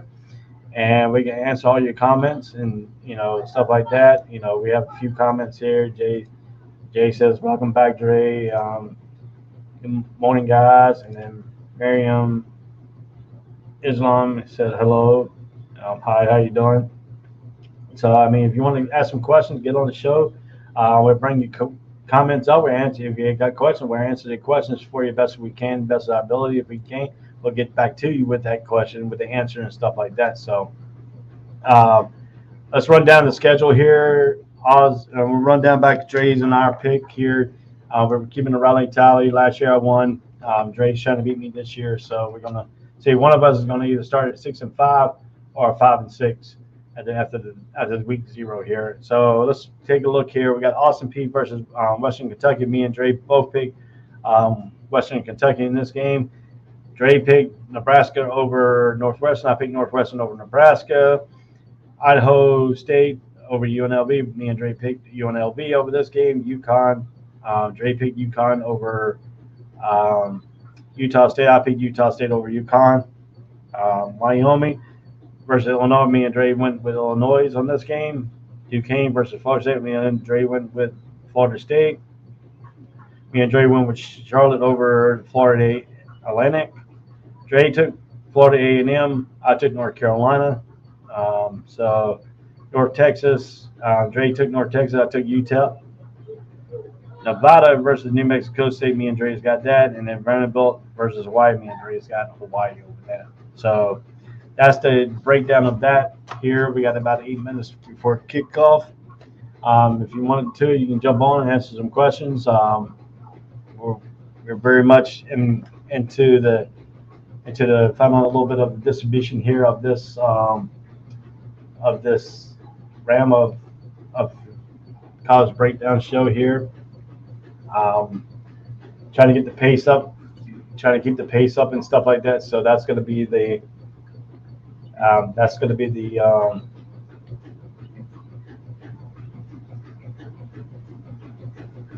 let's see here. Yeah, so we're on the Roku TV, so you can get on Roku TV. You can see us live and stuff like that. So we got everything going here. We got about 7 minutes here to continue on for this. Like I said, Western Kentucky Austin Peay is a very interesting game at 12 o'clock. That's on CBS. Next week, game in September. It starts off on Thursday. So we probably won't get to any of these unless I can get Dre to come on. We can do a show midweek or something and go over these Thursday game. Thursday, September 1st, we'll be at St. Francis, Pennsylvania versus Akron at 6 p.m. Central Michigan versus Number 12, Oklahoma State at 7 p.m. on FS1. West Virginia versus number 17, Pittsburgh. That's at 7 p.m. on ESPN. Ball State at Tennessee at 7 p.m. That's the SEC network. South Carolina State at UNCF, University of Central Florida at 7 p.m. ESPN Plus. Bryant versus Florida International at 7 p.m. ESPN 3. Long Island University at Toledo at ESPN 3. BMI at Wake Forest, number 22 Wake Forest at 7:30 p.m. That's the ACC network. Penn State at Purdue at 8 p.m. That's on Fox. Eastern Illinois at Northern Illinois at 8 p.m. That's on ESPN Plus. This is all Thursday night's games. Alabama at Alabama A&M at UAB, University of Alabama Birmingham. That's on the CBS Sports Network. Louisiana Tech at Missouri at 8 p.m. and that's on ESPNU. New Mexico State at Minnesota. That's at 9 p.m. on the Big Ten Network. Northern Arizona at Arizona State. That's at 10 p.m. That's the Pac-12 Network. Cal Poly at Fresno State at 10:30 p.m. That's on the FS1 Network. Portland State at San Jose State. That's at 10:30 p.m. So that's all on the Thursday night's games there. And the Friday night's game, you have a Friday night's game, will be Western Michigan at number 15 is all September 2nd. 15th, Michigan State, 7 p.m. ESPN. Eastern Kentucky at Eastern Michigan at 7 p.m. ESPN 3. Virginia Tech at Old Dominion at 7 p.m. That's ESPNU. William and Mary at Charlotte, 7 p.m. That's ESPN 3. Temple at Duke at 7:30 p.m. That's the ACC Network. Tennessee Tech at Kansas at 8 p.m. That's the Big 12 / ESPN Plus Network. Illinois at Indiana. That's at 8 p.m. That's the FS1 Network. And TCU at Colorado at 10 p.m. on ESPN. And then we have the Saturday matchups. We have a lot of games on there, including the big one, North Carolina at Appalachian State at 12 o'clock. North Carolina State at ECU at 12. Get on later on in the day here. Let's see here. Bethune-Cookman at Georgia and Oregon. That's a big one right there at 3:30 p.m. on the ABC. And then we go on later on in the night here. That's a lot of games on Saturday. It's a lot of games.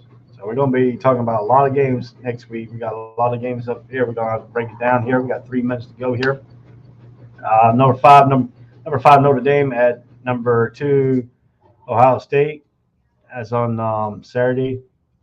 That's a big game there on the network, on ESPN. And then Utah State will go into Alabama at 7:30. So you got your big 2 games here. You got Notre Dame at number 5 ranked Notre Dame at number 2 Ohio State. And then you got your number 13 North Carolina State going into ECU. ECU, by that little tidbit of that game here, it's called the tailgate party for ECU. ECU has never lost a game that's labeled the tailgate party. So it's going to be very interesting when North Carolina State goes into ECU. Can North Carolina State pull the first loss against East Carolina during the what you call the tailgate party? So that's going to be a good question there. That's going to be a good thing here. We got 2 minutes before kickoff here. So like I said, man, y'all jump on, you ask some questions. We can answer your questions for you. We're going to be here every Saturday during college football season and into basketball season, and we're going to bring it into baseball season too. So Dre might not be with me all the way through the basketball season, mostly, and baseball season, but I will be bringing the College Breakdown Show. This will be an all year round show, and will be on Saturdays, every Saturday at 9 o'clock a.m. to 12, leading off to kickoff time. We got 1 minute before kickoff. 1 minute before kickoff. So 1 minute, less than a minute here. We got less than a minute for week 0. Ladies and gentlemen, you heard me right. Not week 1, not week 2, week 0. This is week 0 of college football. First game of the season coming up here. All on the All Sports, All Place Network, the College Breakdown Show, the #1 program, pregame show to get all your information on to get your day started with your college football. Here will be all throughout the season. Every Saturday here on the All Sports, All Place Network. You can watch us on Facebook. You can watch us on Twitter. You can watch us on LinkedIn. You can watch us on Live TV, Roku, Tiki. You can watch us on YouTube. Go to our YouTube channel, man. Go to our YouTube channel and subscribe. Subscribe to our channel, man. We got a lot of content. We got a lot of good personalities. We got a lot of good shows. We need to go ahead and push that out there. Go ahead, if you ain't subscribed, go ahead and subscribe to our YouTube channel. Subscribe to our Facebook. You can do both. If you're on our Facebook, you already subscribed to Facebook. Why don't you jump over and subscribe to YouTube, man? We need all the hits we can get and all the likes we can get here. You know, if you like the contents, hey, go listen to all our other shows here. Other than that, at 8 o'clock tonight we have unscripted here. Actually, at 2 o'clock we have the Ring Kingdom. Ring Kingdom. If you're a Kansas City fan, we got the Ring Kingdom at 2 o'clock, and then at 8 o'clock we have unscripted tonight, all on the All Sports, All Place Network. And then on Sundays, a pregame show on Sunday, the Touchdown Crew. They come on at 10 o'clock Eastern Time. 10 o'clock Eastern Time. They're leading all your way up to you kick off on the NFL. Hey, join the crew, man. They got their own. You can join them on our Facebook. They got their own Facebook page. They can be on the Roku TV. They're gonna be on all our social media. They're gonna be on our YouTube channel. Why don't you go there and enjoy that? Enjoy their commentary. So, it's all about college football today. Peace out. Hope you enjoyed. Take it peace. It's 12 o'clock kickoff time, and this is Ray Cruz signing off on the College Breakdown Show on the All Sports, All Place Network. Until next Saturday. See you later. All sports, all plays. All sports, all plays. All sports, all plays. 365, we making a plays. You talking the game, get you through the days. We're high in the court, the dime in the lane. Variety topics, living the same. All presentation, sports information. In the airways, taking the nation. All sport, all plays, like working your faces. Grace at the field, so tie the laces. All sports, all plays.